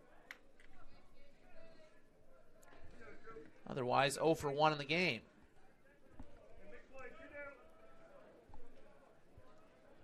If the Patriots do not win this game, they're going to look back on a lot of missed opportunities. They stranded 6 in the first couple innings. Runner in scoring position here. Poked into shallow right center field. Looks like O'Gorman has a beat on it, and they do as Hamrick puts it away. Wait a minute, he dropped it. Oh my, we got an error, and the tying run scores. Well, I thought he had the ball cleanly. There you see the replay, though. He dropped it. Wow. Did he lose in the lights? I think it was one of the little knuckleballs that went out there, and he's coming in a little bit, and the ball was dancing. You can see it kind of darted on him at the end and just didn't glove it cleanly, but Lincoln will take that. We got a tie ball game here again. And my apologies, folks, for not getting a better call on that one. I do have a little bit of a post in front of me, so I was looking around, and I thought he'd secured it. But we have another tie in this game, our third tie. And for the Patriots, not exactly how they planned it, but they do take advantage with the top of their lineup again. That may get them another shot with that top of the lineup as well.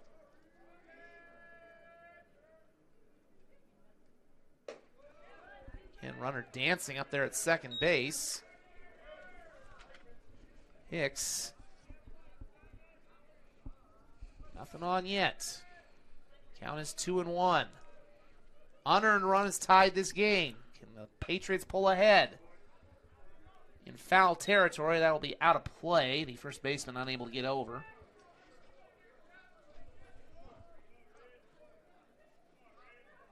As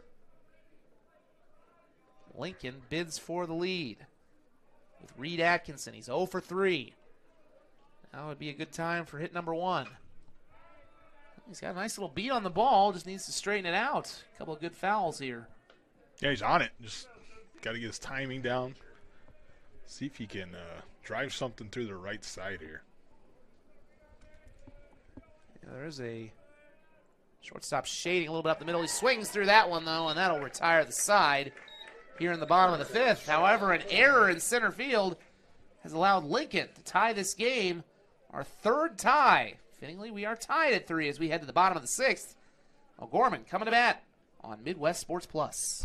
125 years ago, Greenberg's Jewelers opened their doors with a single Midwest location. Today, Greenberg's has grown to be Iowa's largest family-owned jewelry chain, with additional locations in Nebraska and South Dakota. Greenberg's has always and always will believe that high-quality jewelry should be within reach for every love story.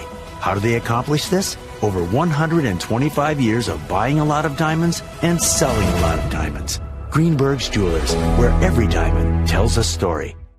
From the field to your phone, Midwest Sports Plus is your all-access pass to regional sports. Watch high school sports live all season long with college and high school breakdowns, exclusive shows covering our region and beyond. Stream it anywhere on your phone or TV with Roku, Apple TV, and Fire TV. Every play, every game, all in one place. Sign up now at MidwestSportsPlus.com. An incredible value for the fans who want it all. Well, we've seen a 3-3 score on Midwest Sports Plus just last Friday.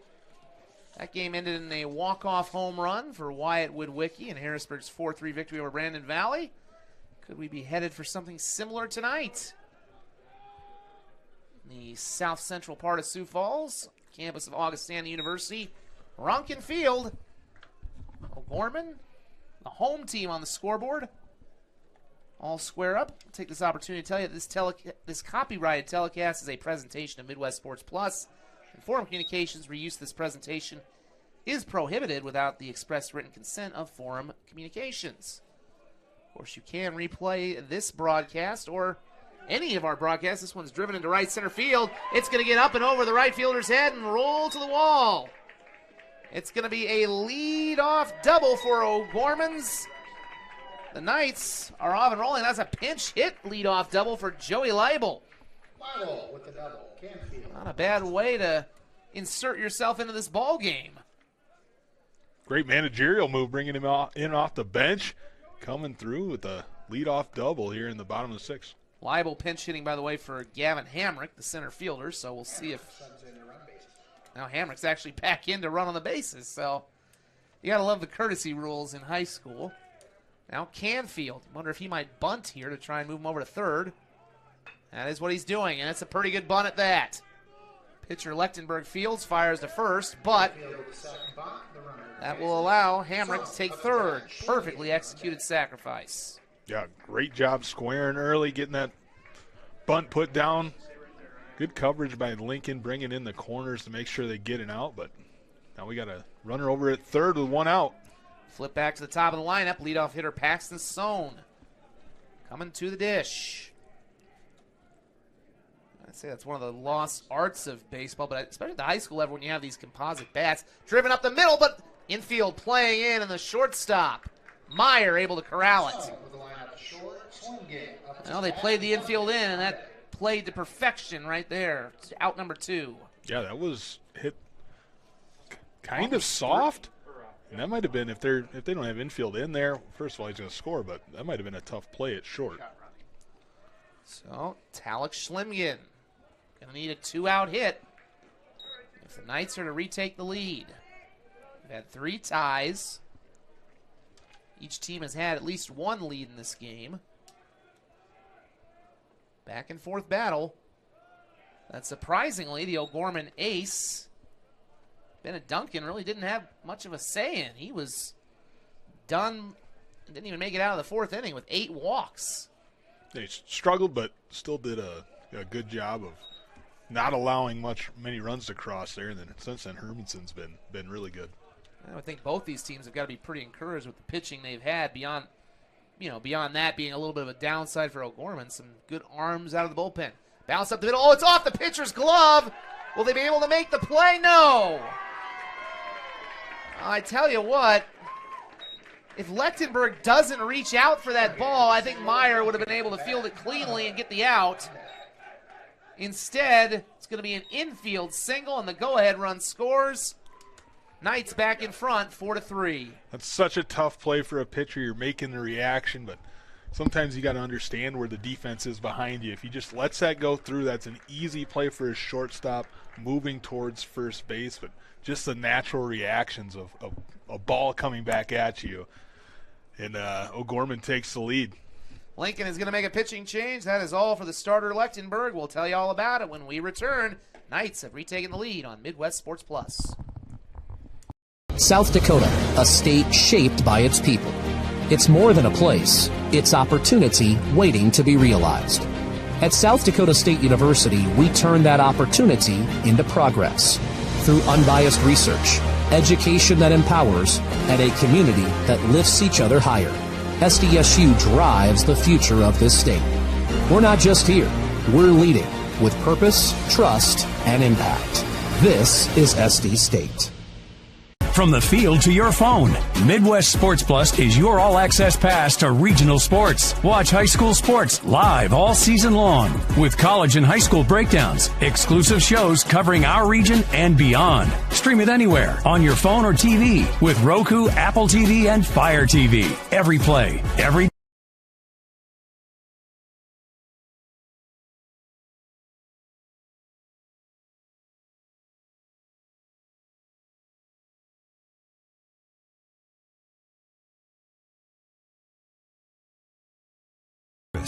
and what we can do for you.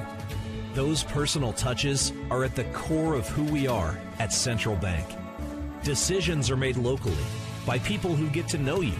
And while a lot has changed since 1877, we're still committed to our customers and to being the best bank. A pitching change for Lincoln. Oplin Sonicson, who had been playing in the field for Lincoln, has now come in to pitch for them. He'd been playing over at second base. So we'll see the corresponding moves. Malachi Wright has come in to play second base. The starting pitcher who just gave up that last run, Lechtenberg, has gone out to center field. So presumably, I don't know if there's been any change in the lineup. Runner goes, and we'll have it stolen. That's Schlemgen, whose two-out hit has given O'Gorman the lead back at 4-3. The Knights have scored in the last 3 consecutive innings. A little picket fence going up there. Yeah, putting the pressure on here in these late innings. And now finally get to see some action on the bases here. See if O'Gorman can get another run here with Duncan at the plate. Well, they could definitely use the insurance. As I said, O'Gorman has scored in the last 3 innings, but Lincoln has scored in 2 of the last 3 as well. 3 of the last 4, so a 2-run lead would probably make Dan Hughes feel a lot better in that O'Gorman dugout. See what the Knights do for pitching when they come back out. Again, Bennett Duncan, who is at the plate here, only went 3 2/3, so they're going to have to go to the bullpen, or presumably to finish this game off. Perhaps they will stick with their reliever Hermanson, who's been in since they pulled Duncan. And it looks like O'Gorman has someone down in the bullpen getting hot right now. I was going to say, Hermanson's at 39 pitches right now, and nice thing for him, Hermanson at 39 has thrown 25 pitches. Peyton Sohn is up in that bullpen. Brian Stabner, thanks for pointing that out for me. This is spoiled off to the right. We've got a full count. I think Duncan wanted that pitch back right there. Nope. He'll instead step in with a full count. Payoff pitch coming up with a runner leading away. Talek Schlemgen at second.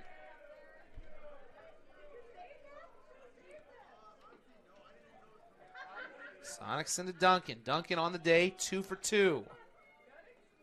Can he make it 3 for 3? Well, he's going to go to first. He still is having the perfect day at the plate. It'll just be a walk in this moment, and we'll have runners at first and second as Donahoe will come up. He had an RBI knock earlier in this game, 1 for 3. Ducks on the pond here, chance to up that advantage if he can drive one to the outfield.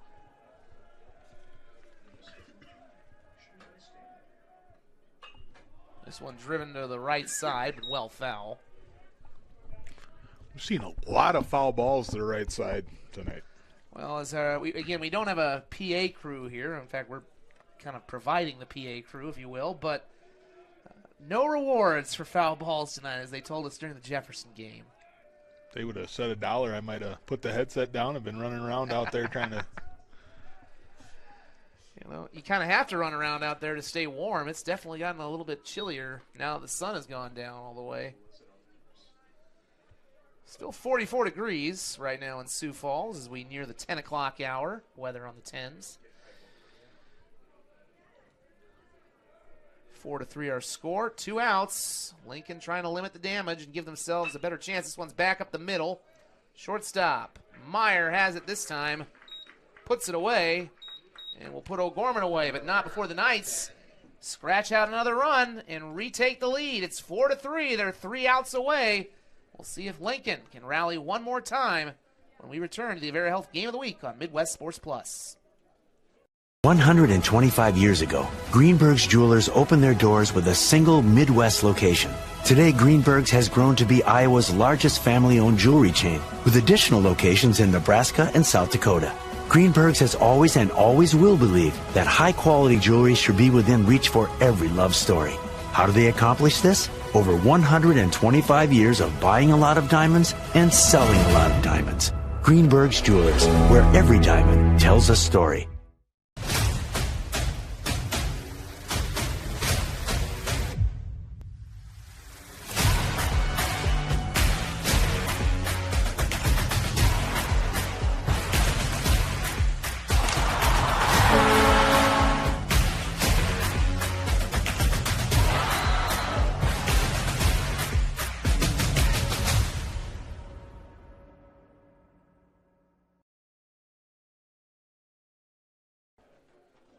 Top of the 7th.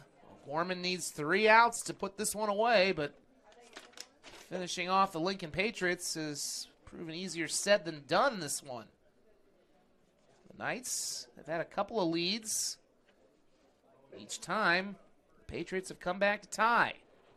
They're going to have to do that here if they want to extend this game or potentially win if they could scratch out 2. Zach Borg, Brian Stabner, producer Chad Berger at the Larry Borgie Borgum press box. I respect a guy named Borgie.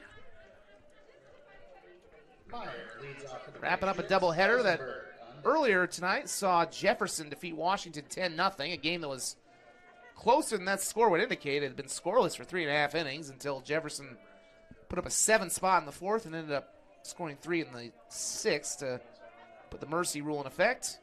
This one has been tight the whole way. Neither team is led by more than a run. So, for the Lincoln Patriots, their last gasp will be the 6, 7, and 8 hitters. Cale Meyer, Murphy Eisenberg, and Jackson Rock. And Hermanson, interesting note here, but Cooper Hermanson, they're sticking with him in this game. He came out of the pen way back in the 4th. Way back in the 4th when Duncan left with the elevated pitch count and the 8 walks. Remember, his very first pitch with the bases loaded hit a man and gave Lincoln the lead at 2-1. But ever since then, hasn't been a whole lot in them. Well, right on cue, a little bit of a mini announcer jinx. He hits a guy. And the tying runs aboard. That's probably going to give Lincoln an opportunity to roll us back to the top of their lineup.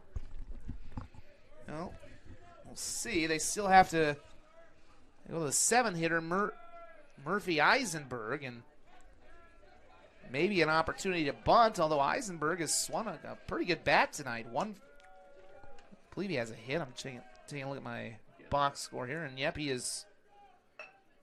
Here's the bunt, and that's going to get past him. What a bunt! It split the pitcher and the third baseman. Schlimgen, bunt single, and Lincoln is cooking with gas. 2 on to begin the inning. 2 on, nobody out. Great bunt. Just right between the pitcher and the third baseman. Third baseman was crashing hard. Probably a little too hard there, and he just put it right past him. Tell you what, one thing that's impressed me from Jordan Johnson's Patriots, they do a good job laying down their bunts.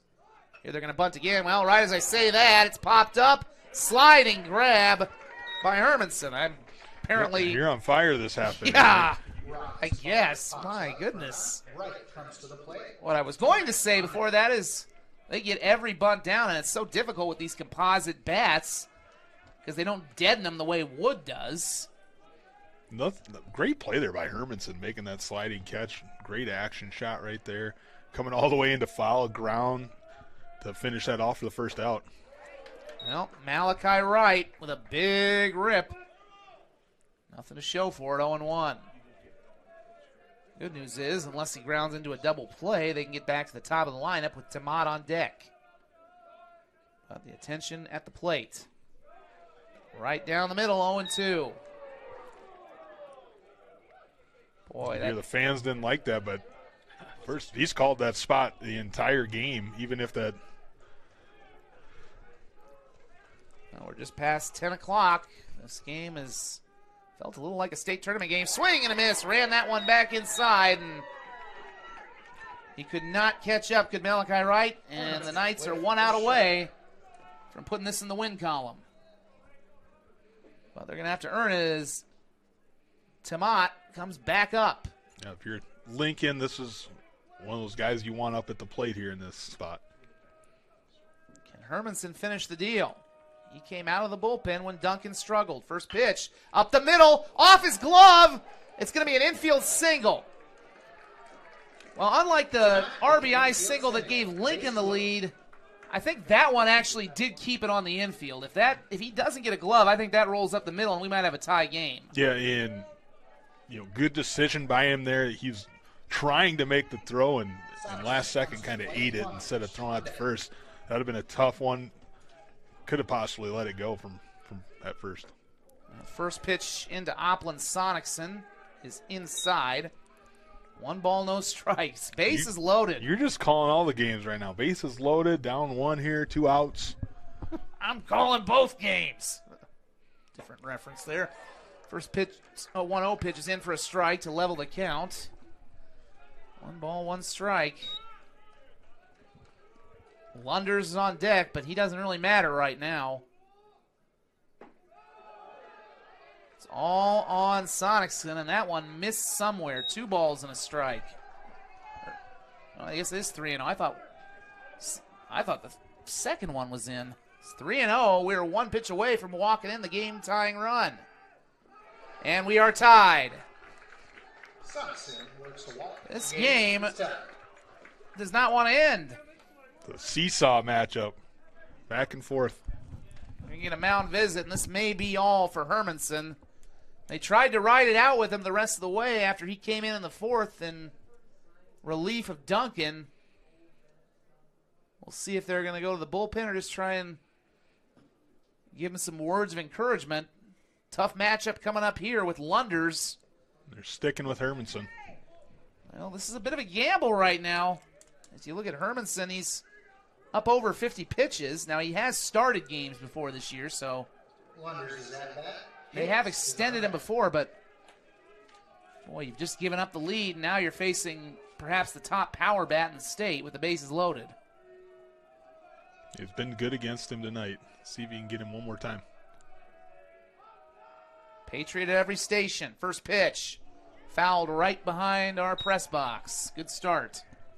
You could tell he was right on that pitch and just missed with that foul ball going straight over our heads. Well, a single would do, but a guy like this probably wants to launch one over near the football stadium. Outside corner, called strike 2. I don't know if there was anything Lunders could have done with that one. Good spot up there by Hermanson.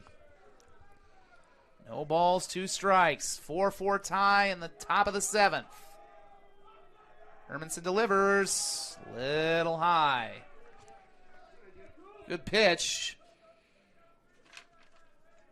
Yeah, not necessarily a waste pitch, right around. Trying to raise the eye level a little bit. Look over to third and second. The 1-2. Swing and a drive into center field, but this is right at Hamrick, and the inning is over. But once again, Lincoln comes off the deck, tying the game with 2 outs. 4-4. We'll go to the bottom of the 7th and see if O'Gorman can walk it off on Midwest Sports Plus.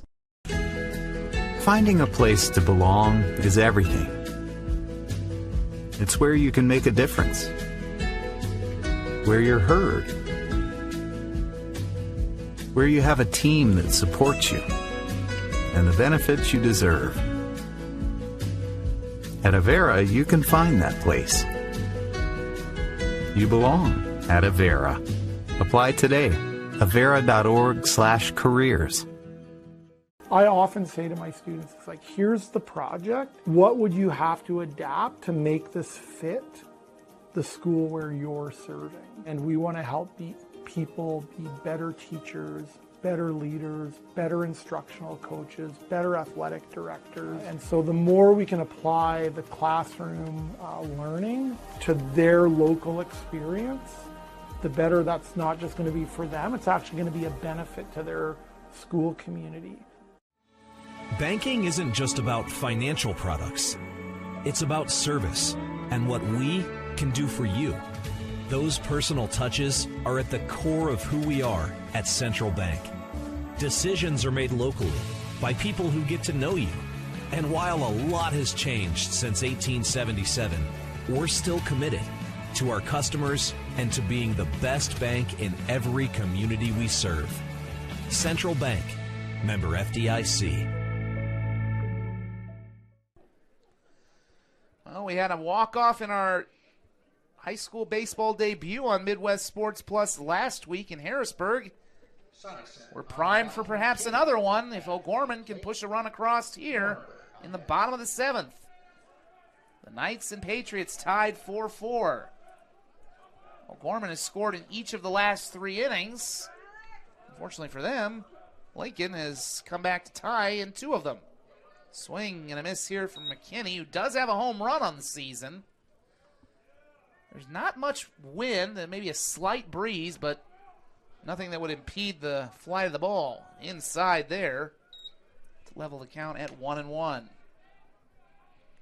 O'Gorman's responded in the last 3. Let's see if they can do it again here, but this one would be for the walk-off and the win. We've got plenty of high school baseball coming up. Another doubleheader tomorrow night. 1-1 driven to left field. That'll get down for a base hit. And it gets away from the left fielder, Hicks. That'll allow McKinney to take second, and the winning run is in scoring position. That looked like it was going to be a problem when he started taking a pad to the ball, and it kind of one-hopped him out there. Yeah, great barrel on that. Left fielder didn't quite work around it, trying to keep it in front. But now O'Gorman has winning run at second base. Well, we'll get this mentioned here quickly. Again, we have a doubleheader tomorrow in Brandon. Yankton and Brandon Valley at 6 and 8 o'clock. Coming up on Tuesday, we'll be in Mitchell as the Roosevelt Rough Riders will visit the Colonels at Cadwell Park for a doubleheader there at 5 and 7. Next Thursday, we'll be at Dakota Access Field in Harrisburg. These O'Gorman Knights will take on the Tigers. And then a week from tomorrow, it'll be Harrisburg and Mitchell once again at Cadwell Park, another doubleheader. That one starts at 5 and then 7. Our final regular season broadcast, Monday the 11th, Roosevelt and Sioux Falls Christian here at Augustana. Squaring to bunt that time, the pinch hitter Parker Scheit. So smart move here from head coach Dan Hughes, trying to get that winning run over to third base. Haven't really seen the Knights drop a whole lot of bunts today. It's been bread and butter for Lincoln. Playing a little more small ball. Good bunt. Good looking bunt. That's going to be a tough play, and that's going to be a bunt single. Scheit with a bunt single. The winning run now 90 feet from the promised land. And up to the plate, another pinch hitter, Isaac Tobin. Going back to that bunt, obviously Lincoln's going to have to play in here. Going back to that bunt now, defenses struggle so much to defend that, and you can see there wasn't good communication. Third baseman stayed home, put it right down the line, and they're at the corners here with nobody out. Tobin on the year hitting .225, 2 doubles and a triple. And they're just going to let the runner take second here on indifference. It'll be interesting to see if they put him on first base here to try and have the force the everywhere. Double play, yeah. 4 RBI for Tobin. That one inside. Ran up and in, and any closer, and that would have plunked him. 1 ball, no strikes. Infield in, trying to cut down the winning run. Swing and a miss. Big rip from Tobin. Levels the count, 1-1. Well played game tonight on the south central side of Sioux Falls. Who will get the win? Tobin, check swing. He did not go. They checked up at second.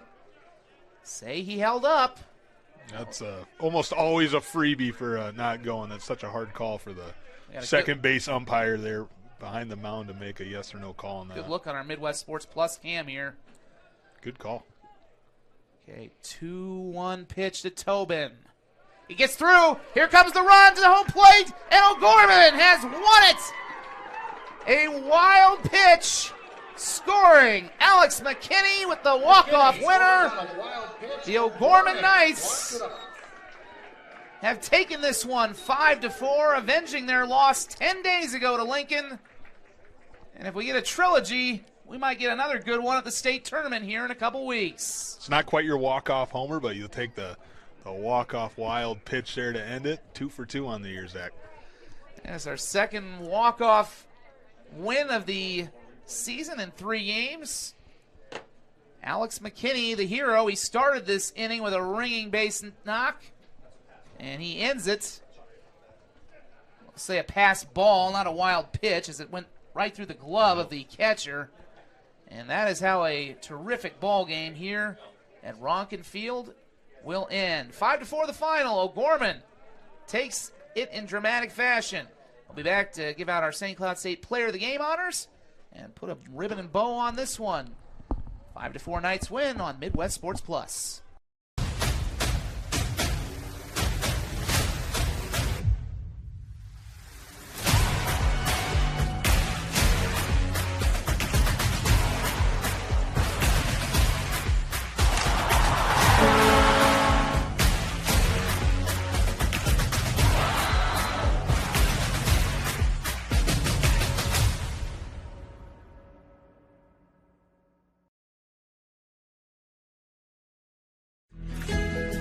Finding a place to belong is everything. It's where you can make a difference, where you're heard,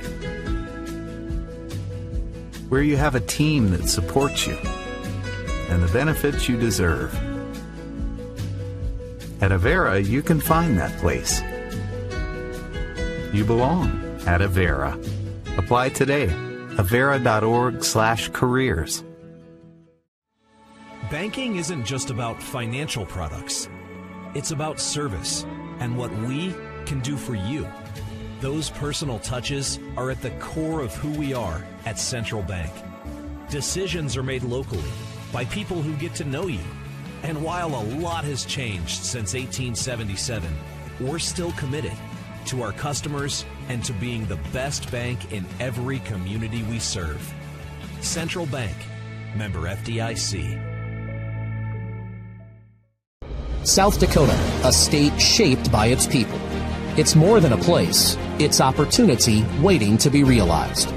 At South Dakota State University, we turn that opportunity into progress through unbiased research, education that empowers, and a community that lifts each other higher. SDSU drives the future of this state. We're not just here, we're leading with purpose, trust, and impact. This is SD State. Back at Ronken Field one final time as we break down our equipment after a busy night of baseball here at Augustana University. In our first game, Jefferson 10-run to Washington 10-0, but anything but that in this game. It was back and forth, several ties and a lead change here or there. O'Gorman ends up on top 5-4 as Alex McKinney scores on the pass ball to end it and walk it off. One last duty performance, our St. Cloud State Player of the Game. A lot of competition for this one, but We'll give it to a hitter, one of the top players in the lineup, Talek Schlimgen. Going 1 for 3, drove in a run, also scored a run, had a stolen base, kind of stuffed the box score, and also was a pretty solid out in the field for O'Gorman as well over at the hot corner. Yeah, filled in everywhere in the box score. It was a full team effort tonight. Great job from Lincoln responding consistently over and over, and we went back and forth a whole bunch, but O'Gorman in the end scoring a run in the last 4 innings and finishing it off there with the walk-off. 10 days ago, this avenges the O'Gorman loss by 2 runs to the Patriots 10 days ago at the Sanford Diamonds, and boy, you get the feeling we could see this a third time 21 days from now when these teams could potentially meet here at the state tournament. Well, that'll do it for our doubleheader broadcast tonight at Augustana's Ronken Field. Brian Staitner, pleasure doing these games with you, sir. Absolutely. It's been a fun night. Can't wait to continue doing this as we go forward. And once again, shout out our terrific crew. We had some unbelievable shots in this game, and also our first game as well. Producing it was Chad Berger. Also, we had Cordell Wright producing game number 1 as well. On cameras, we had Owen Dahl, Ronnie Vedden, and Braxton Anderson. One final time, I'm Zach Borg reminding you of the final. O'Gorman walks it off 5-4 over Lincoln, and we'll see you tomorrow night from Aspen Park in Brandon for a doubleheader between Yankton and Brandon Valley starting at 6 o'clock. Until then, have a great night, everybody.